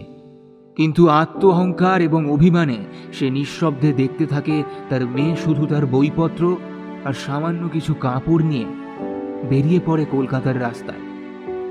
যে মেয়েকে সারাটা জীবন আগলে রেখেছে বাবা, সেই বাবাই এক মুহূর্তে মেয়েকে নামিয়ে আনে একদম রাস্তায়। বিভাবরী দেবীর জোড়াজুড়ি, কাকুতি মিনতি, কান্নাকাটিতে বাবা মেয়ে কেউই তাদের নিজেদের সিদ্ধান্ত থেকে এক চুলো সরে না। এটাই তাদের শেষ দেখা। তারপর পার্ট টাইম স্কুলে পড়িয়ে লেডিস হোস্টেলে থেকে রাজকন্যা নিজের পড়াশোনা শেষ করে কলেজে চাকরি নেয়। আর রাজকন্যের প্রেমিক পুরুষ সুবিমল রায়ও তার পড়াশোনা শেষ করে একটি সরকারি সংস্থায় অফিসারের চাকরি নেয়। কিন্তু বিয়েটা তাদের সারতে হয় একদম একা একা, কারণ মেসে থাকা চাকরি করা মেয়েকে ঘরের বউ হিসাবে মানতে পারে না সুবিমলের বাবা মা। তারপর থেকে শুরু হয় তাদের একলার সংসার, কিন্তু সুখের সংসার। কিন্তু রাজকন্যের কি আর সুখ আছে? বিয়ের কিছু বছরের মধ্যে সুবিমলের হার্ট অ্যাটাকে মৃত্যু হয়। তখন তার জীবনে শুরু হয় আবার এক নতুন যুদ্ধ, একা সন্তান মানুষ করার যুদ্ধ। আর সেই সন্তান আর কেউ নয়, রাই কমল। এতটা বলে একটু দম নেয় রাই। অয়ন তখন ঘটনার ঘটনাক্রমে হতভম্ব। একটু থেমে তারপর আবার শুরু করে। কমললতা যখন ভীষণ অসুস্থ, তখন তিনি রাইয়ের হাতে একটা বড় খাম আর একটা হলদে কাগজ দিয়ে যায়। খামটা খুলতেই দেখা যায় ইটাচুনা রাজবাড়ির স্ট্যাম্প লাগানো একটা হাতে লেখা চিঠি। তাতে লেখা, প্রিয় কমল, আজ এত বছর পর তুমি কেমন আছো তা জানতে চাওয়া ধৃষ্টতা আমার নেই। শুধু এটুকুই বলবো, জীবনের প্রতিটা মুহূর্তে তুমি প্রমাণ করে দিয়েছ যে তুমি ঠিক। তোমার লড়াইয়ের প্রত্যেকটা নিদর্শন আমার জানা। আসলে একসময় মনে হয়েছিল তোমাকে আর জামাই বাবাজিকে ফিরিয়ে আনি এই বাড়িতে। তখন তোমার মা মৃত্যু শয্যায়। তোমার দাদারা খোঁজ নিয়ে জানতে পারে তুমি তাকে হারিয়েছ অনেক আগে। তুমি প্রতিষ্ঠিত ও সচ্ছল, এক মেয়ে নিয়ে ভালোভাবেই চলে যাচ্ছে তোমার। জামাই থাকতে কোনোদিন খবর নিলাম না, আর আজ সে চলে যেতে তোমাকে ফিরিয়ে আনতে চাইছি। এটা তোমাদেরকে অপমান করা হতো, তাই তাদের বারণ করি তোমার সাথে যোগাযোগ করতে। তবে তোমার ঠিকানা নিয়ে রাখি। আমি জানি তখন একবার গিয়ে দাঁড়ালে আমাদের মধ্যে থাকা অভিমানের পাহাড় ভেঙে যেত ঠিক। তবে ওই আত্ম অহংকার যে ভীষণ বড় বাধা। আজ তোমাকে চিঠি দেওয়ার কারণ একটাই, আমি হয়তো বেশি দিন বাঁচব না। আমারও সময় হয়েছে। সম্পত্তি ভাগ করেছি তোমাদের 3 জনের নামে। রাজবাড়ির একটা অংশ সব সময় রাখা থাকবে তোমার নামে। আরেকটা পারিবারিক সম্পত্তি তুলে দিতে চাই তোমার হাতে। সেটা ঠিক কি তা আমি জানি না। আমার বাবা এটি আমাকে দিয়ে গিয়েছিলেন। বলেছিলেন যে প্রকৃত উত্তরাধিকার সে ঠিক এর মানে বুঝবে। আমার মন বলছে সেই উত্তরাধিকার তুমি। পারলে উদ্ধার করো, কিন্তু ঠিক কোন প্রজন্ম ধরে সেটা লুকিয়ে রাখা সেটাও আমার জানা নেই। আশীর্বাদ রইল তোমার আর দিদি ভাইয়ের জন্য। পারলে ক্ষমা করো। বেঁচে থাকতে একবার যদি দেখতে পেতাম, নিজেকে ক্ষমা করতে পারতাম। ইতি, তোমার হতভাগ্য বাবা। এরপর কমললতা ফোন করেছিল এই বাড়িতে, কিন্তু ততক্ষণে অনন্তনারায়ণ মারা গিয়েছেন। ব্যক্তিত্বময়ী কমললতা শুধু সম্পত্তির ভাগ নিতে আর আসেনি এই বাড়িতে।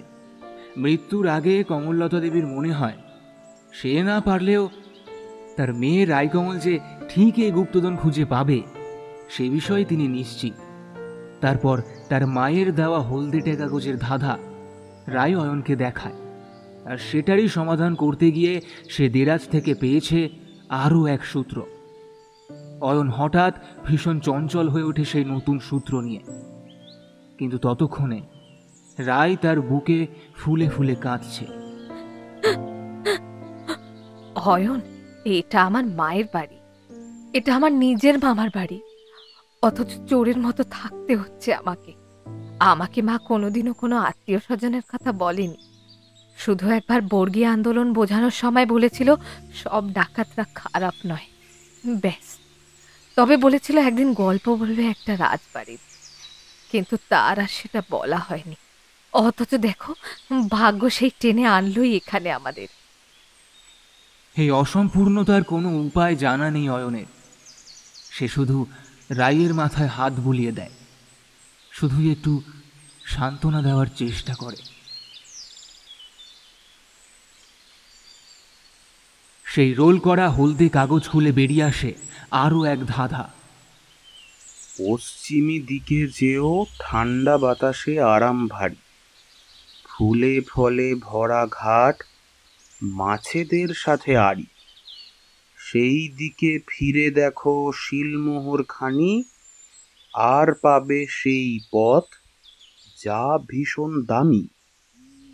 স্ট্রেঞ্জ। ধাঁধা পড়ে চুপ করে যায় অয়ন আর রায়। আপাতত বেশ অন্ধকারে আছে তারা দুজনেই। তবে এর আগের ধাঁধা রায় একা সমাধান করতে পারলেও এখন তারা দুজনে মিলে সেটা আরও সহজে করতে পারবে। তার জন্য বাড়িটা আবারও খুব মন দিয়ে ঘুরে দেখতে হবে। হয়তো তাতেই পাওয়া যাবে ধাঁধার উত্তর। তবে তার আগে এক্ষুনি সকালের খাবার খেয়ে তাদের একটু বেরিয়ে নেওয়া দরকার, কারণ যেই গাড়িটাকে আসতে বলা হয়েছে সেটা এসে গিয়েছে। রায়ের একটু ওই বাড়িটা ছেড়ে বেরোতে ইচ্ছে করছে না। বুঝতে পারে অয়ন, আসলে নারীর টান উপেক্ষা করা কোনো মানুষের পক্ষেই সম্ভব নয়। তার উপর যখন নতুন সূত্র হাতে এসেছে তখন তো আরও এখানেই থাকতে চাইছে রায়। তবুও অয়ন প্রায় জোর করেই নিয়ে বেরোয় রায়কে। যত ঘরে থাকবে তত মানসিক চাপ বাড়বে, তার চেয়ে ঘুরে এসে দুজনে মিলে বাড়িটা ঘুরে দেখতে দেখতে ঠিক কোনো সমাধান বেরিয়ে পড়বে। শুধুমাত্র অয়নের কথা রাখতে বের হয় রায়। ওই ঘন্টা দুয়েকের মধ্যে ফিরে আসে তারা রাজবাড়িতে। তারপর একটু চা খেয়ে নিজেরা বেরিয়ে পড়ে রাজবাড়ি পরিদর্শনে, এবং কোনো ট্যুর গাইড ছাড়াই। গেটের ভেতরে ঢুকেই নাট মন্দির, দালান, আতুর ঘর, রান্নাঘর, খাওয়ার ঘর, বাগান সব দেখা হয়ে যায়, কিন্তু কিছুই তো তেমন নজরে পড়ে না। মূল বাড়ি থেকে বেরিয়ে গিয়ে কিছু খোলা জায়গা আছে, সেখানে ছাউনি দিয়ে ঘিরে বসার জায়গা আছে। সেটা পেরিয়ে একদম বাড়ির পেছন দিকে চলে আসে তারা। কিছু ফল ফুলের বাগান রয়েছে সেখানে, আর একটা ভীষণ সুন্দর বাঁধানো পুকুর। টলটলে জলে সাঁতার কাটছে হাঁস। ফুরফুরে হাওয়ায় বেশ আরাম লাগে ওদের।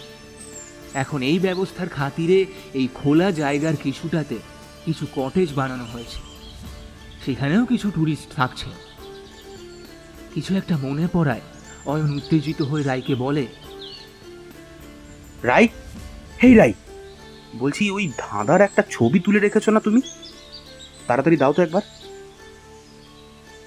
ওই কারুকাজ করা বাক্স আর হলদে হয়ে যাওয়া কাগজ নিয়ে সকলের সামনে সেটা তুলে ধরলে সকলের নজর কাড়বে। তাই রায় আগের সূত্রের মতো এই সূত্রটিরও ছবি তুলে রাখে ফোনে। রায় তাড়াতাড়ি নিজের মোবাইল থেকে ছবিটা বের করে দেয় অয়নকে। অয়ন আবার সেটা পড়ে একটু হাসি হাসি মুখ করে বলে, প্রথম দুটোর সমাধান আমি কিন্তু পেয়ে গেছি। মানে কোথায়, কি? এবার রায় উত্তেজিত। আরে এই যে দেখো কি লেখা আছে, পশ্চিমী দিকে যাও, ঠান্ডা বাতাস ভারী। মানে দেখো, এটা বাড়ির পশ্চিম দিক, আর এমন সুন্দর পুকুর আছে বলে বেশ ঠান্ডা হাওয়াও কিন্তু বইছে। এবার দেখো বলেছে ফুলে ফলে ভরা ঘাট, মানে এই বাঁধানো পুকুর ঘাট, তাই তো?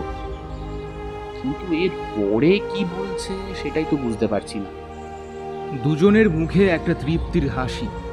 বাইরে থেকে দেখেও বোঝা যাচ্ছে যে এখন তাদের হার্টবিটও বেড়ে গিয়েছে বেশ। প্রথম দুটো লাইন বোঝা গেলেও বাকি দুটোর সমাধান করতে বেশ বেগ পেতে হচ্ছে তাদের। এই খোলা পুকুরের মাঝে শিলমোহর কোথায় খুঁজবে? আর দামি কিছু এই পথে গেলে কি পাওয়া যাবে? আগেকার দিনে দামি জিনিস মাটির নিচে পুঁতে রাখার চল ছিল। এইখানে যদি তেমন হয় তাহলে তো মুশকিল। চুপ করে ভাবতে ভাবতে আলগা পায়ে হাঁটতে থাকে রায় আর অয়ন। এবার অয়ন আবার উৎসাহ ফিরিয়ে এনে বলে, আচ্ছা শোনো, আগে পুরো বাড়িটা ঘুরে দেখি, বুঝলে? আবার কিছু নজরে পড়ে কিনা। দেখো, ক্লু রাখা হয়েছে যখন, তখন আমার মনে হয় না মাটির নিচে কিছু পুঁতে রাখা হবে। যদি তাই হয় তাহলে কেউ সমাধান করবে কি করে, তাই না? হয়তো পুকুরের কথা বলাই হয়নি। চলো এগোই, বেলা থাকতে থাকতে একবার ঘুরে দেখি বাড়িটা। একটু থেমে অয়ন বলে, আচ্ছা রাই, আমি একটা কথা বলছি, ভেবে দেখতে পারো। আমরা এমন চোরের মতো কেন ঘুরে বেড়াচ্ছি? আমরা তো সঠিক পরিচয় দিয়ে এখানে খোঁজ চালাতে পারি, তাই নয় কি? তাতে তো আরও সুবিধা হবে। মানে তুমি যে কমললতার মেয়ে তার তো প্রমাণ তোমার কাছে আছেই, আর কমললতা যে এই বাড়ির মেয়ে তার প্রমাণ ওই তো তোমার দাদুর চিঠি। তাহলে অসুবিধে কোথায়? রায় হাঁটতে হাঁটতে থেমে যায়, তারপর বেশ গম্ভীরভাবে বলে, দাদু না হয় পুরনো আমলের মানুষ, তাই মানতে পারে, কিন্তু আমার মামারাও তো তার বোনের খবর কখনোই করেনি নিজে থেকে। তারাও তাহলে ওই ধ্যান ধারণা নিয়েই আছে, অথবা ভাবে সম্পত্তির ওয়ারিস কম হচ্ছে, মন্দ কি। রায়ের উত্তর পাওয়ার পর আর কিছু বলে না অয়ন। তারা আরও নজর রেখে রেখে পুরো বাড়িটা ঘুরতে থাকে। টুরিস্ট যখন, তারা যে কোনো জায়গায় যেতে পারে। বাড়ির বাইরে চারিপাশ ঘুরে একতলা, দোতলা, বারান্দা, করিডোর, বাগান, এমনকি বাড়ির যেই অংশ বন্ধ পড়ে রয়েছে, মানে হিসেব মতো সেটাই রায়ের অংশ, সেটার চারপাশে ঘুরে আসে। কিন্তু কোনো কিছুই তেমন নজর কাড়ে না তাদের। ক্লান্ত হয়ে ছাদে রাখা লোয়ার চেয়ারে তারা বসে পড়ে। রাই আবার ঘুম মেরে গেছে। অয়নও বেশ চিন্তিত, কিন্তু কেউই হাল ছাড়ার পাত্র নয়। দেখতে দেখতে বিকেল গড়িয়ে সন্ধে, সন্ধে গড়িয়ে রাত্রি এসে ডাক দেয়। এর মাঝে খাওয়া দাওয়া স্নান সব কাজই তারা করে নেয় নিয়ম করে। শুধু মাথায় সূত্রের কথাগুলো যেন গেঁথে গিয়েছে তাদের। রাতে খাওয়ার পর কিছুটা আলোচনা করে শুয়ে পড়ে দুজনে। মাঝে মাঝে মাথার পরিশ্রম বেশি হলে ক্লান্তিটা বেশি হয় বইকি, তাই বেশিক্ষণ লাগে না তাদের গভীরভাবে ঘুমিয়ে পড়তে। কিন্তু চোখের সামনে একটা শিলমোহরের আবছা ছবি ভেসে উঠেও মিলিয়ে যাচ্ছে কেমন। ধরতে পারছে, আবার যেন পারছে না। অস্বস্তিতে ঘুম ভেঙে যায় রায়ের। হ্যাঁ, মনে পড়ছে তার, ঠিক মনে পড়েছে। রাজবাড়ির বন্ধ অংশের একটা দরজায় অনন্ত নারায়ণের চিঠিতে আঁকা শিলমোহর খোদাই করা আছে, অন্য কোনো দরজায় নেই। মনে মনে হিসেব করে দেখে রাই যে ওটা বাড়ির পশ্চিম দিকও বটে। আর ওই দরজা খুলে এগোলে যে ঘরটা পড়বে তার ঠিক পেছনের জানালাটা খুললেই ওই পুকুরটাই দেখা যাবে। আর মাছের সাথে আড়ি, বোধহয় যিনি সূত্রগুলো তৈরি করেছিলেন তিনি হয়তো নিরামিষাশী হয়ে গিয়েছিলেন, অথবা অতিরিক্ত শামুক থাকার জন্য মাছেরা মারা যাচ্ছিল। এটা একটু খোঁজ নিতে হবে। তবে বাকি সব মিলে যাচ্ছে। উত্তেজনায় ঘামতে থাকে রাই, এসির মধ্যেও। একবার আস্তে করে অয়নকে ডাকে রাই, কিন্তু সারা দিনের ধকলে অয়নের গভীর ঘুম আর ভাঙে না। তাই আর দেরি করে না, ফোনের টর্চ জ্বালিয়ে রাত্রিবাস করেই সে বেরিয়ে যায় ঘর থেকে। ঘরের ঘড়িটা জানান দেয় তখন রাত 3টে বেজেছে। তারপর লম্বা করিডোর পেরিয়ে আস্তে আস্তে বন্ধ দরজার সামনে এগোতে থাকে। এদিকে করিডোরের অপর প্রান্তে যে বাড়ির অনেক দিনের পুরনো লোক নিবারণ কলঘরে যাচ্ছিল সেটা দেখতে পায়নি রাই। চুল খোলা, পরনে ঢলঢলে পোশাক, আর এক পায়ে ট্রিঙ্কলেটের মৃদু আওয়াজে নিবারণ ভাবে হে নির্ঘাত পেতনি বা শাকচুন্নি হবে। তাকে দেখলেই তার ঘাড় মুটকে দেবে। তাই একটা পিলারের পেছনে গিয়ে লুকিয়ে চোখ রাখে নিবারণ। কিন্তু আশ্চর্যের বিষয়, সেই অবয়ব তো তার দিকে ফিরেও তাকায় না, বাড়ির বন্ধ অংশের দিকে পায়ে পায়ে এগোতে থাকে। আর আরও আশ্চর্যের বিষয়, মোবাইলের টর্চ জেলে একটা দরজায় লাগানো তালা কোনো মন্ত্র বলে খুলে ফেলে। মন্ত্র নয়, রাইয়ের খোপার কাঁটা কাজে লাগিয়ে ওটা খোলে রাই। কিন্তু ততক্ষণে চোর চোর চোর চোর চিৎকার করে বাড়ি মাথায় করে ফেলেছে নিবারণ। বাড়ির অন্যান্য টুরিস্টরাও জড়ো হয়েছে মজা দেখার জন্য। আর নিবারণ সাহস পেয়ে রাইয়ের হাত চেপে ধরে বলছে, মাঝরাতে কি চাই এখানে আপনার? ক্লিপ দিয়ে দরজা খুলে ফেলিতে দেখেন। ততক্ষণে অয়ন এসে গিয়েছে সেখানে। রাই মুখ নিচু করে কাঁদছে, যেন ও সত্যি অপরাধী। এই নিবারণ লোকটার ওপর ভীষণ রাগ হয় অয়নের। সে চিৎকার করে বলে, এই ছাড়, ওকে ছেড়ে দে। তুমি জানো উনি কে? উনি এই বাড়ির মেয়ে, কমললতা দেবীর মেয়ে, এই বাড়ির বংশধর। তাকে তুমি চোর বলছো? এবার আমি তোমাকে এই বাড়ি থেকে তাড়ানোর ব্যবস্থা করছি, দাঁড়াও। ডাকো তোমাদের কোন পক্ষের মালিক রয়েছেন, তাকে গিয়ে খবর দাও। বলো রাই কমল এসেছে, কমললতার মেয়ে এসেছে, তার হিসেব বুঝে নিতে। চলে যাও। কথাগুলো এতটাই জোরে বলে অয়ন যে দৌড়ে পালিয়ে যায় নিবারণ সেখান থেকে বাড়ির লোকজনকে খবর দিতে। বাকি টুরিস্টরা জানলা দরজা দিয়ে উঁকি মেরে বোঝার চেষ্টা করে কি হতে চলেছে। আর রাই আবার অয়নের বুকে মাথা রেখে আস্তে আস্তে বলে, এবার কি হবে? অয়ন তাকে আরো খানিকটা কাছে টেনে তাকে ভরসা দেয়। রাই জানে অয়ন আছে তার পাশে।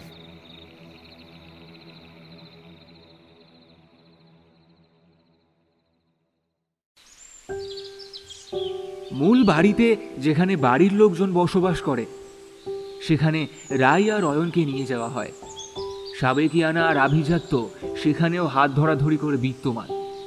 সাদা মার্বেলের মেঝে, দামি টিক আর সেগুন কাঠের সাবেকি আসবাব, পেতল হোয়াইট মার্বেলের তৈরি নানা রকম শোপিস, আলমারি ভর্তি নানা রকম বই। ঘরের মাঝখানে একটা বিরাট বড় সোফা, চারিধারে আরও ছোট বড় কিছু চেয়ার পাতা। সামনে একটা পাথরের টেবিল। নানা ঝক্কি ঝামেলা সামলে এখন ঘড়িতে সময় ভোর 5টা। এত ভোরেও এদেরকে ডাকবে সেটা ভাবেনি ওরা কেউই। যে চাকরটি তাদের এখানে নিয়ে আসে সে ওদের বসতে বলে বাড়ির ভেতরে চলে যায় তাদের আসার খবর দিতে। কিছুক্ষণ বাদে একজন ধোপ দুরস্থ বয়স ওই আন্দাজ 70-এর কাছাকাছি বাড়ির ভেতর থেকে আস্তে আস্তে তাদের কাছে আসেন। সাদা পায়জামা পাঞ্জাবি পরা, মাথায় কাঁচা পাকা চুল, এই নিয়ে বেশ আভিজাত্যপূর্ণ চেহারা তার। তিনি এসেই রাইয়ের মুখের দিকে অপলক তাকিয়ে থেকে তাদের ইশারা করে বসতে বলেন। তারপর নিজে বসে গম্ভীর গলায় বলেন, বলো। রাই মাথা নিচু করে চুপ করে বসে থাকে। তাই অয়নকে হাল ধরতে হয় পরিস্থিতি। অয়ন গলা ঝেড়ে বলে, ও রায় কমল, স্বর্গীয়া কমললতা দেবীর মেয়ে, আর আমি রায়ের স্বামী অয়ন বসু। উল্টো দিকের লোকটি সামান্য চমকালো যেন। তারপর ধীরে ধীরে বলল, কমল আর নেই? অয়ন উত্তর দেয়, না, 2 মাস আগে মা আমাদের ছেড়ে চলে গেছেন। আবার সব চুপ। কথা শুরু করে লোকটি আবার। সে গম্ভীর গলায় বলে, আচ্ছা, আপনারা যা যা বলছেন তার কি কোনো সঠিক প্রমাণ আছে? রায় আর অয়ন তৈরি ছিল যে তাদের এমন প্রশ্নের সম্মুখীন হতে হবে। তাই তারা সাথে করে অনন্ত নারায়ণের চিঠি নিয়েই আসে। সেটাই এখন তারা তুলে দিয়েছে ওনার হাতে। খুব মন দিয়ে খুঁটিয়ে খুঁটিয়ে সবটা দেখে আরও কিছু বলতে যাচ্ছিলেন ভদ্রলোক, কিন্তু তার আগেই একজন গোলগাল ভদ্রমহিলা ঘরে ঢোকে। তার পেছনে চায়ের সরঞ্জাম, তার চেহারাতেও আভিজাত্য, কিন্তু তার বাইরেও এতদিন বাদে রাই সেই ভদ্রমহিলার গায়ে কেমন মা মা গন্ধ পেল যেন। ভদ্রমহিলা ঘরে ঢুকেই বেশ রাশভারী গলায় ভদ্রলোকের উদ্দেশ্যে বললেন, তুই তো আমাদের কমলের মেয়ে। তুমি কি অন্ধ নাকি গো? ওর মুখ দেখে বুঝতে পারছো না যে ও আমাদের কমলের মেয়ে? তাছাড়া আমি ওর ছবি দেখেছি তো, কমল পাঠিয়েছিল হোয়াটসঅ্যাপে। এবার সকলের চমকের পালা। মানে মায়ের সাথে এবাড়ির কেউ যোগাযোগ রেখেছিল? ভদ্রলোক কিছু বলতে যাওয়ার আগে ভদ্রমহিলা বললেন, বাবা মারা যাওয়ার আগে এই চিঠি আমাকেই দিয়েছিলেন, কলকাতার একটা ঠিকানায় যাতে পাঠানো হয় সেটা দেখতে। কিন্তু চিঠি কলকাতায় যাওয়ার দিন সকালেই বাবার মৃত্যু হয়। সেদিন সন্ধ্যাবেলায় বাড়ির ল্যান্ড ফোনে কমল ফোন করেছিল, আমি ধরেছিলাম। তারপর থেকে যোগাযোগ রাখতাম। আসলে এ বাড়িতে আমার খেলার সাথী, সুখ দুঃখের সাথী সব তো ওই ছিল। আমার চেয়ে বয়সে ছোট হলেও ও যে আমার ভরসার জায়গা ছিল। কিন্তু অনেক দিন ওকে মেসেজ করে পাইনি, ফোনও অফ। ভাবলাম বুঝি ও আর সম্পর্ক রাখতে চায় না। ওর অভিমান হওয়ার তো অনেক কারণ আছে, তাই না? তোমরা ভাইয়েরাও ওর একটা খবর নাওনি কোনোদিন। কিন্তু ও যে এত তাড়াতাড়ি অভিমান করে সারা জীবনের মতো আমাদের ছেড়ে চলে যাবে সেটা তো বুঝতে পারিনি। চোখের কোণ ভিজে আসে তার। আর এতটা কথা একসাথে বলে হাঁপিয়ে গেছেন। একটু থেমে রাইকে উদ্দেশ্য করে উনি বলেন, এসো মা, আমি তোমার বড় মামি। আর এই যে উনি হলেন তোমার বড় মামা উদিত নারায়ণ কুণ্ডু। ছোট মামা আর মামি বিদেশে থাকেন। এসো মা, আমার কাছে এসো। রাই প্রায় টলতে টলতে তার সামনে চলে যায়। হঠাৎ ভীষণ balanced Rai Kamal how how করে কাঁদতে কাঁদতে বড় মামিকে জড়িয়ে ধরে। রক্তের টান কি আর অস্বীকার করতে পারে কেউ? বাড়িতে ধুমধাম পড়ে যায় মেয়ে জামাই এসেছে বলে। রাজবাড়িতে আজ সাজ সাজ রব ওঠে। বড় মামার 2 ছেলে কলকাতা থেকে এসে যায়। ছোট মামার পরিবারের সকলের সাথে আলাপ হয় আপাতত ডিজিটালি। সবচেয়ে আনন্দে আছে বোধহয় অয়ন। যে পরিমাণ জামাই আদর পাচ্ছে, মনে হচ্ছে এবার এখানেই থেকে যাবে। হাসি খেলায় বেশ দিনটা কেটে যায় সকলে। বড় মামা রায়কে কাছে টেনে আদর করে বলে, আসলে তোমার মায়ের যার সাথে বিয়ে ঠিক করেছিল এই বাড়ি থেকে, সে আমার ছোটবেলার বন্ধু ছিল। এতটাই অপমান আমাকে সে করেছিল যে তার দায় আমি তোমার মা বাবার উপর দিয়েছিলাম। তবু আমি ভুল করেছি মা। পরে অবশ্য বাবা বলেছিলেন কমলের খোঁজ করতে। তখন জানতে পারি তোমার বাবা মারা গিয়েছেন। অপরাধ বোধে আরো দূরে সরে গিয়েছিলাম আমি আমার একমাত্র বোনের থেকে। কিন্তু আমি মানতে পারছি না, আমাদের সবচেয়ে ছোট বোন আমাদের সবার আগে চলে গেল। একবার সুযোগ পেলে ভুল শুধরে নিতাম ঠিক। রাত্রে খাওয়া দাওয়ার পর সকলে মিলে একসাথে জড়ো হলো সে সূত্র খোঁজার পর্বে। প্রথমটার কথা সকলকে বলেছে রায়, কিন্তু দ্বিতীয়টা স্থান নির্ণয় হলেও সেটা আদতে সলভ করা যায়নি। তাই ঠিক হয় কাল সকালে সবাই মিলে যাওয়া হবে সেখানে। তবে বড় মামা বলেছেন, দেখো, সূত্র ধরে ঠিক কি বেরোবে তা আমরা কেউই জানি না। তবে সেটা এক্ষুনি 5 কান না হওয়াই ভালো, কারণ ইটা চুনা আর তেমন বিশ্বাসযোগ্য নেই। সকালে সবাই মিলে যাওয়া হয় সেই বন্ধ থাকা অংশে, বাড়ির পশ্চিমে। তালা খুলে ভেতরে ঢুকতেই রাই প্রায় দৌড়ে জানলা খুলে দেয়। অয়নকে বলে, এই দেখো পুকুর। ওই জানলা দিয়ে পুকুর দেখা যাচ্ছে। আর এই পুকুরের হাওয়া কেমন খেলে যাচ্ছে ঘরময়। তার মানে এই ঘরের পথ হেঁটে কিছু দামি জিনিস পাওয়া যাবে। কিন্তু সেটা কি? অয়ন বড় মামাকে উদ্দেশ্য করে বলে, আচ্ছা, এই ঘর থেকে কি কিছু সরানো বা ঘোরানো হয়েছে? তার বড় মামা লম্বা শ্বাস নিয়ে বলে, বাবা মুখে যাই বলুক, কমলকে উনি সবচেয়ে বেশি ভালোবাসতেন। তাই একটা চুলও নড়ানো ঘোরানো হয়নি এখান থেকে। যেমনটি কমল রেখে গিয়েছিল ঠিক তেমন আছে, শুধু মাঝে মাঝে পরিষ্কার করা হয়। রাই, অয়ন, বাকি সকলে খুব মন দিয়ে খুঁটিয়ে খুঁটিয়ে দেখতে থাকে কোনো ভীষণ দামি জিনিস পাওয়া যায় কিনা। বনেদি সাবেকি সবই দামি, কিন্তু তার মধ্যে আলাদা করে কি পাওয়া যাবে? এ ঘরে সে ঘরে ঘুরে ফিরে তারা শেষমেশ পৌঁছয় কমললতার শোয়ার ঘরে। কি ভীষণ রুচিশীল ছিমছাম সাজানো ঘর। একপাশে পালঙ্ক, একপাশে দেরাজ। পালঙ্কের পাশে স্টাডি টেবিল, তাতে এখনো একটা ঝাড় লণ্ঠন রয়েছে। আরেকটা আয়না, তার সামনে পাথরের চিরুনি, কিছু পুরনো ক্রিম পাউডার, বহু পুরনো কিন্তু ফেলা হয়নি। রাই আঁকড়ে ধরে মায়ের রেখে যাওয়া স্মৃতিগুলো, তারপর ফুপিয়ে ফুপিয়ে কেঁদে ওঠে। অয়ন সামলে নেয় তাকে। উদিত নারায়ণের চোখেও জল। প্রসঙ্গ ঘোরাতে অয়ন বলে, চলো বারান্দায় গিয়ে দাঁড়াই। ঘরের সাথে লাগানো একটা ঝুল বারান্দা আছে এই ঘরে। সেটার দরজা বন্ধ ছিল। সেটা খুলে বাইরে আসে সবাই মিলে। এইখান থেকে পুকুরটাকেও আরো স্পষ্ট দেখা যাচ্ছে।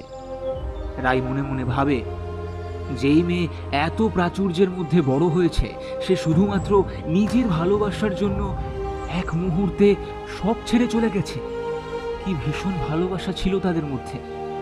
আচ্ছা, রায় কি পারত এমন করে সব ছেড়ে শুধুমাত্র অয়নের জন্য চলে যেতে?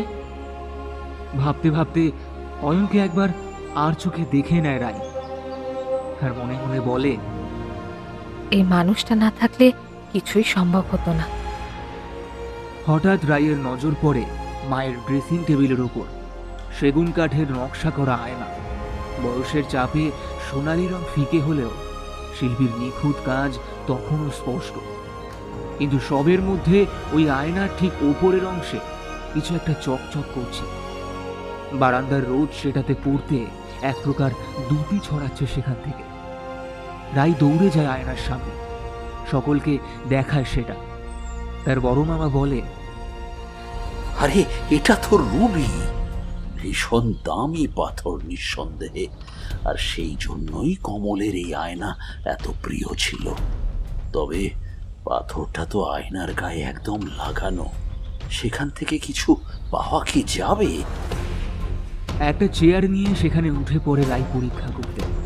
হাত দিয়ে টানাটানি করেও কোনো লাভ হয় না, তাই তারা আরো ভালো করে ঘর খুঁজতে থাকে, যদি কোনো দামি কিছু পাওয়া যায়। কিন্তু এই ঘরে এই রুবি ছাড়া তেমন আকর্ষণীয় আর দামি কিছুই নেই।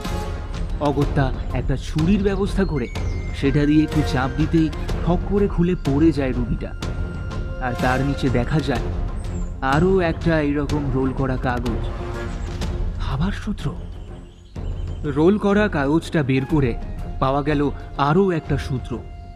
জানলার ধারে দেখো কত ফুল পাতা, ওই সেই লতা পাতা নকশা কাটা। কখনো বা ভাঙে কিছু গড়বার আগে একটু ভেঙে দেখো নীতিরাও জাগে। ব্যাস, খেলা সামলাও। ফুল পাতা লতা পাতা ভাঙা গড়া কি যে হচ্ছে, এর তো কোনো মাথা মুন্ডুই কিছু বুঝতে পারছি না। নিজেকে না সত্যি মিতিল মাসির বর লাগছে ভাই।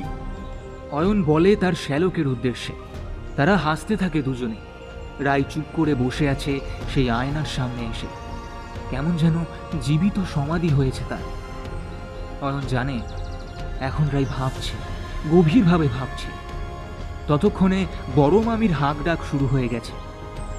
বলি সকাল থেকে সবাই মিলে নাওয়া খাওয়া ভুলে পড়ে রয়েছো। এরকম করলে সবাই একসাথে অসুস্থ হয়ে পড়বে তো। তাড়াতাড়ি সবাই খেতে এসো। অনেকদিন বাদে মায়ের মতো করে কেউ আদর যত্ন করছে, বেশ লাগে রাইয়ের। আজ থেকে তারা ওই বন্ধ অংশেই থাকবে। ওটা কমলের অংশ, আর ওর মেয়ে হয়ে শেষে কিনা ঘর ভাড়া করে থাকবে। তাই সেই ঘরদোর পরিষ্কার করার উদ্যোগ শুরু হয়, আর তাদেরকে সেখান থেকে চলে আসতেই হয়। তার উপর এতদিন বাদে বাড়ির মেয়ে বাড়ি আসায় আজ বড় করে শ্রীধর জিউর পুজো দেওয়া হবে, ভোগ দেওয়া হবে তার পছন্দের মতো। বড় মামি সব নিজে হাতে করবেন। মামা তো দাদাদের বউয়েরাও হাতে হাতে কাজ করছে, রাইও করছে। তবে ওই কথায় আছে না, মামা বাড়ি ভারী মজা, কিল চর নাই। এখানে কামকাজ নাই বললেও ভুল হবে না, কেউ তাকে তেমন কাজ করতে দিচ্ছেই না। সেও তার মায়ের মতো ইতিহাসের অধ্যাপিকা শুনে সকলে তার কাছে নানা রকম গল্প শুনতে চাইছে। শুধু বড় মামি ভীষণ জানতে চাইছে তার মায়ের কথা, তার বাবার কথা, রাইয়ের ছোটবেলার কথা। আজ বহু বছর পর এই বাড়িতে উৎসব হচ্ছে, সকলে নির্ভেজাল আনন্দে মেতেছে। তার বড় মামা তাদের ছোটবেলার ফটো নিয়ে তাকে দেখাচ্ছে। কত মানুষই না আসছে তাদের সাথে দেখা করতে। শুধু মাঝে মাঝে মনটা কেমন করে উঠছে রাইয়ের। মায়ের জন্য ভীষণ কষ্ট হচ্ছে তার। কখনো বা ওই সূত্রটা পাওয়ার জন্য কেমন আকুলি বিকুলি করছে মনটা। তার মন বলছে, ভাঙা গড়া পাওয়া সবই যদি করতে হয় তবে হয়তো এটাই শেষ সূত্র। এর শেষেই তবে মিলবে কোনো গুপ্তধন। যাই হোক, সারাদিন আমোদ আহ্লাদে কেটে বেশ ক্লান্ত লাগছে রাইয়ের। পুজো পাঠ মিঠে খাওয়া দাওয়া সেরে ঘরে ঢুকতেই দুপুর গড়িয়ে গেছে। কাল রাতের পর থেকে অয়ন এই প্রথম রাইকে একা পেল। দরজা বন্ধ করে তাকে জড়িয়ে ধরে তার ঠোঁটে ঠোঁট ডুবিয়ে বলে, এই যে রাজকন্যে, আমাকে কি এবার পাত্তা দেবেন আপনি? আলতো চাপড় মেরে রাই বলে, ঢং যত। তুমি না থাকলে আমার কি হতো বলো তো? আমি তো নিজে থেকে কখনো নিজের পরিচয় জানতাম না। আমাকে সারাটা জীবন এভাবেই আগলে রেখো প্লিজ। আরো শক্ত করে বেঁধে ফেলে দুজন দুজনকে। দুপুরে একটু জিরিয়ে নিয়ে আবার খোঁজাখুঁজি শুরু হয়, কিন্তু তেমন কিছুই পাওয়া যায় না। তাই তারা ঠিক করে একদম কাল সকালে আবার খুঁজবে। আসলে এই বাড়িটা ভারী অদ্ভুত। রাতে এক ভৌতিক সৌন্দর্য থাকে বাড়িটাকে ঘিরে, আর সকালে দিনের আলোয় হয়ে ওঠে ইতিহাসের তাৎপর্যে ঘেরা আভিজাত্যের স্থাপত্য। ভোরের আলো ফুটতেই রাই বিছানা থেকে নেমে একটা একটা করে সব জানলাগুলো ভালো করে দেখতে থাকে। এই এত বড় বাড়িতে নয় নয় তাও 100টার ওপরে জানলা, সব কি একসাথে দেখা যায়? তাছাড়া এই সূত্রে তো এটাও লেখা নেই যে এই ঘরের জানলাগুলো সব দেখতে হবে, নাকি বাড়ির বাকি আরও সব জায়গা দেখতে হবে।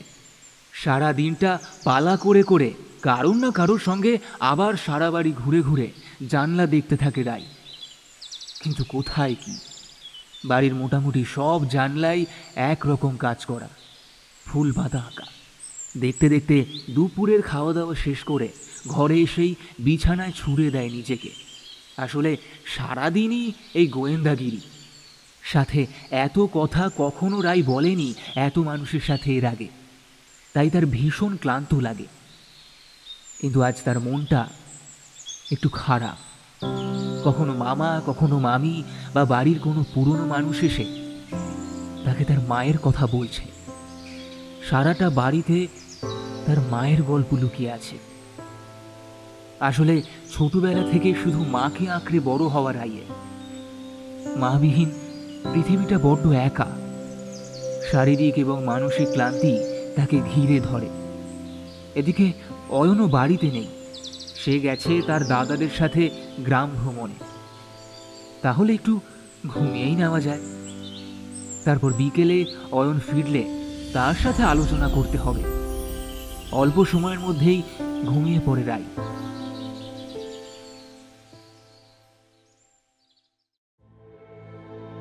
রাই, এই রাই, অসময়ে এমন ঘুমিও না তো তুমি। এত ঘুমোলে কিন্তু শরীর খারাপটা আরো বেশি পেয়ে বসবে। ওঠো, অনেক কাজ বাকি। ওঠো, দেখো চা এনেছি। এসো, এখানে বসো।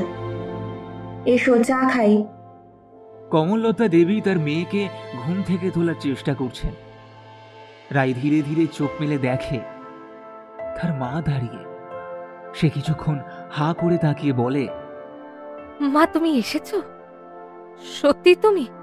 মা প্লিজ যেও না, সবাই তোমাকে খুব ভালোবাসে। ছেলে মানুষের মতো কাঁদতে থাকে রাই।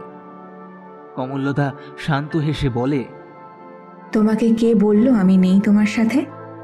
আমি আছি সব সময় তোমার সাথে। উঠে এসো আমার কাছে। রাই মন্ত্রমুগ্ধের মতো উঠে এগোতে থাকে তার মায়ের দিকে, কিন্তু তার মা তো পেছোতে থাকে কয়েক পা। রাই চিৎকার করে বলে, দাঁড়াও মা, মা যেও না। মা তুমি দাঁড়াও প্লিজ। কেন চলে যাচ্ছ মা? একটু দাঁড়াও। ও মা, মা। কিন্তু ততক্ষণে কমললতা একটা জানলার কাছে এসে মিলিয়ে যায়। আর রাই তখনও ঘোরের মধ্যে বলে যায়, মা তুমি এলে যখন আর একটু থাকো মা আমার কাছে। ও মা, মা। আর তার সাথে পাল্লা দিয়ে অয়ন আলতো করে ধাক্কা দিতে থাকে রাইকে। রাই, কি বলছো? চোখ খোলো রাই। কোথায় মা? রাই স্বপ্ন দেখছো? রাই! ধরফর করে উঠে পড়ে রাই। এদিক সেদিক ভালো করে চেয়ে দেখে, কিন্তু কোথাও কিছু নেই। তাহলে তো সত্যিই রাই স্বপ্ন দেখছে।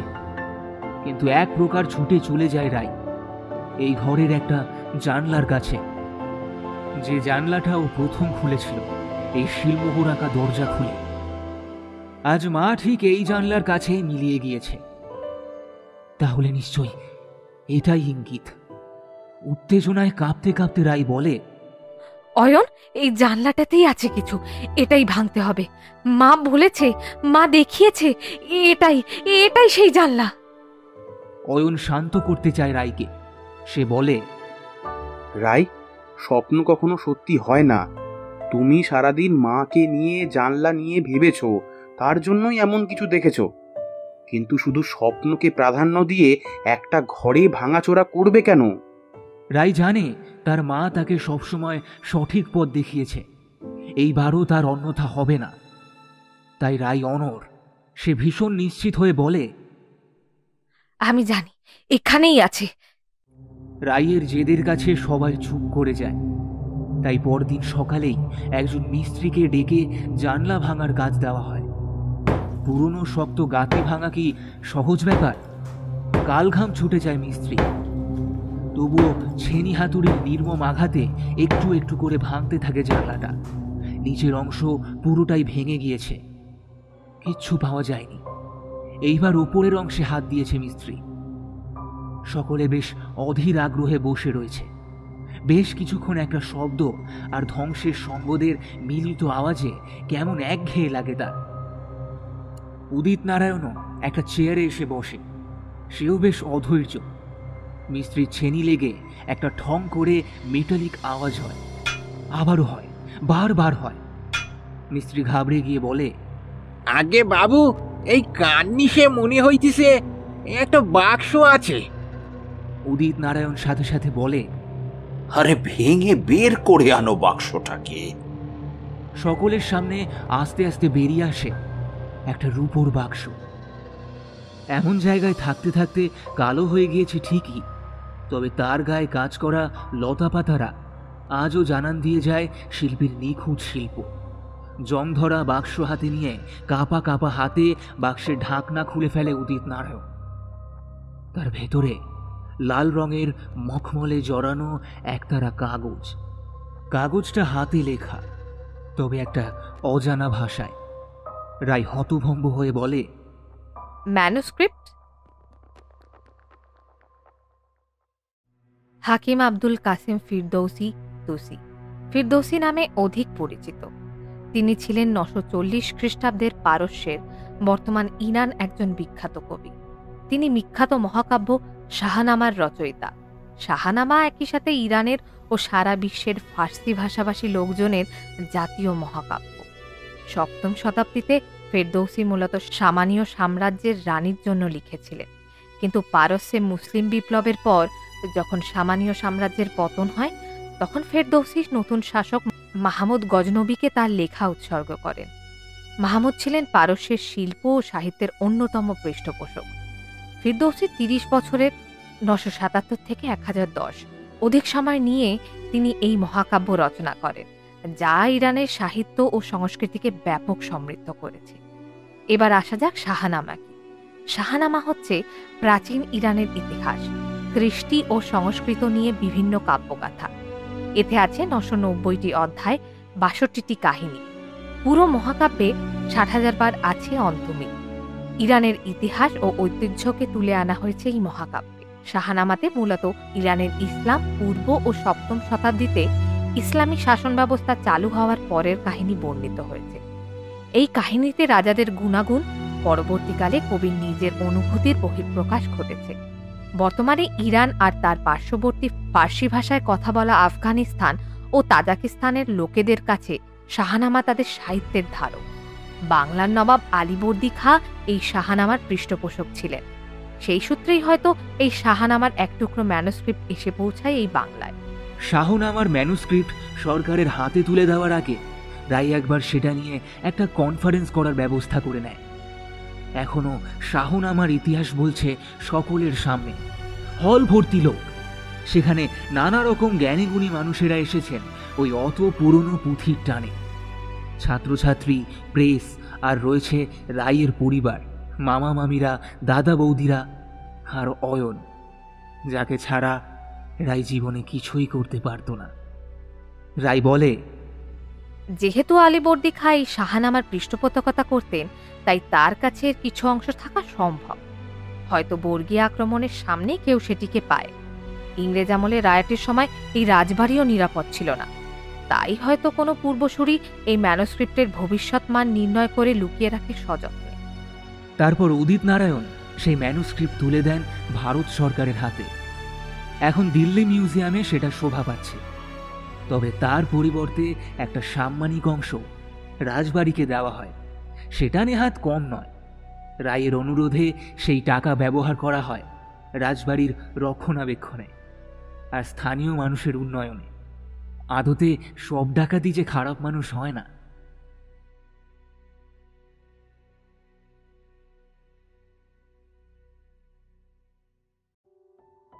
আজ বছরখানেক হলো রায় ইটা চুনা বাড়ি নিয়ে একটা বই লিখেছে।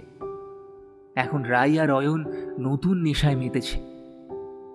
তারা সময় পেলেই নানা রকম ঐতিহাসিক রাজবাড়িতে গিয়ে সেখানকার লুপ্ত ইতিহাস টেনে বের করে আনে, আর রায় তার সহজাত সুন্দর ভাষায় তা ফুটিয়ে তোলে তার লেখনীতে। ইতিহাস আবিষ্কারের নেশা তাকে অনেক কিছু দিয়েছে, তাকে পরিচিতি দিয়েছে, সম্মান দিয়েছে, আজ তার না জানা পরিবারকে খুঁজে দিয়েছে। আজ রায়ের সাফল্যে একটা ছোট্ট ঘরোয়া অনুষ্ঠানের আয়োজন করা হয়েছে তার মামা বাড়িতে। সেখানে পরিবারের সবাই উপস্থিত, মামা, মামি, দাদা, দিদি, অয়নের মা বাবা, সবাই তার নিজের মানুষ, যারা তাকে আগলে রাখবে, একা হতে দেবে না কোনোদিনও। আর শুধু মা যদি থাকতো এখানে, মনটা আবার ভারী হয়ে যায় রায়ের। আজ মা থাকলে সত্যি ভীষণ খুশি হতো রায়। নাট মন্দিরে আরতি হচ্ছে, সকলের সাথে রায় বসে আছে সেখানে। একটা সাদা কুয়াশা ঘেরা মরিচিকা তৈরি হয় রায়ের সামনে। রায় দেখতে পায় কমললতাকে, একটা সাদা রঙের শাড়ি, হালকা গয়না, আর হাত খোপায় একটা ছোট্ট জুঁই ফুল। তার মুখে একটা রহস্যময়ী হাসি। তারপর আস্তে আস্তে নাট মন্দির পেরিয়ে বাড়ির ভেতরে, আরো ভেতরে চলে যান তিনি। রায় জানে মা ফিরবেই এই বাড়িতে। মা তাকে সবসময় সঠিক পথ দেখিয়েছেন। এবার অপেক্ষা নতুন রহস্যের।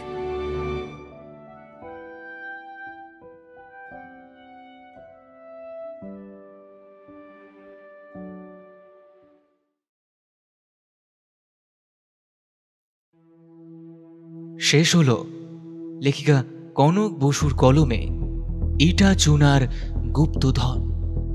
আজকের গল্পের গল্প পাঠে আমি সৌভিক। ইতিহাসের অধ্যাপিকা অর্থাৎ শ্রীমতী কমললতা দেবীর চরিত্রে তিন্নি, রায়কমলের চরিত্রে রুভিনা, অয়ন এবং দ্বিতীয় কর্মচারীর চরিত্রে রমাকান্ত, নিবারণের চরিত্রে মৈনাক, রায়ের বড় মামার চরিত্রে ইন্দ্রনীল, রায়ের বড় মামির চরিত্রে পূজা, অনন্ত নারায়ণের চরিত্রে আমি সৌভিক, শব্দ সংযোজনে সুদেশনা, আবহ সৃষ্টিতে সৌভিক, নাট্যরূপ প্রদানে উমা। এই সুন্দর পোস্টারটি ডিজাইন করেছে টিম পিক্সেলের থেকে সৌরভ। তবে কেমন লাগলো আজকের গল্পটি কমেন্ট করে জানাতে ভুলবেন না যেন। গল্পটি ভালো লেগে থাকলে অবশ্যই আপনার বন্ধু এবং পরিবারের সঙ্গে গল্পটি শেয়ার করে দিন। আরও এরকম নিত্য নতুন গল্প শুনতে এখনই সাবস্ক্রাইব করুন আমাদের ইউটিউব চ্যানেলে, আর পাশে থাকা বেল আইকনটিকে অল করে দিতে কিন্তু ভুলবেন না, যাতে আমাদের সমস্ত নতুন গল্পের আপডেটস আপনার কাছে সবার আগে পৌঁছে যায়। আর কমেন্ট বক্সটি সোয়াইপ করে হাইপ অপশনটিকে ক্লিক করে আমাদের হাইপ করে দিন, যাতে এই গল্পটি আরও অনেক বেশি সংখ্যক শ্রোতা বন্ধুর কাছে আমরা পৌঁছে দিতে পারি। তবে আজ চলি, ফিরে আসব আগামী সপ্তাহে আরও একটি নতুন এবং রোমাঞ্চকর গল্প নিয়ে। ততক্ষণ ভালো থাকুন, সুস্থ থাকুন আর শুনতে থাকুন রহস্য, রোমাঞ্চ, থ্রিলার এবং গল্প।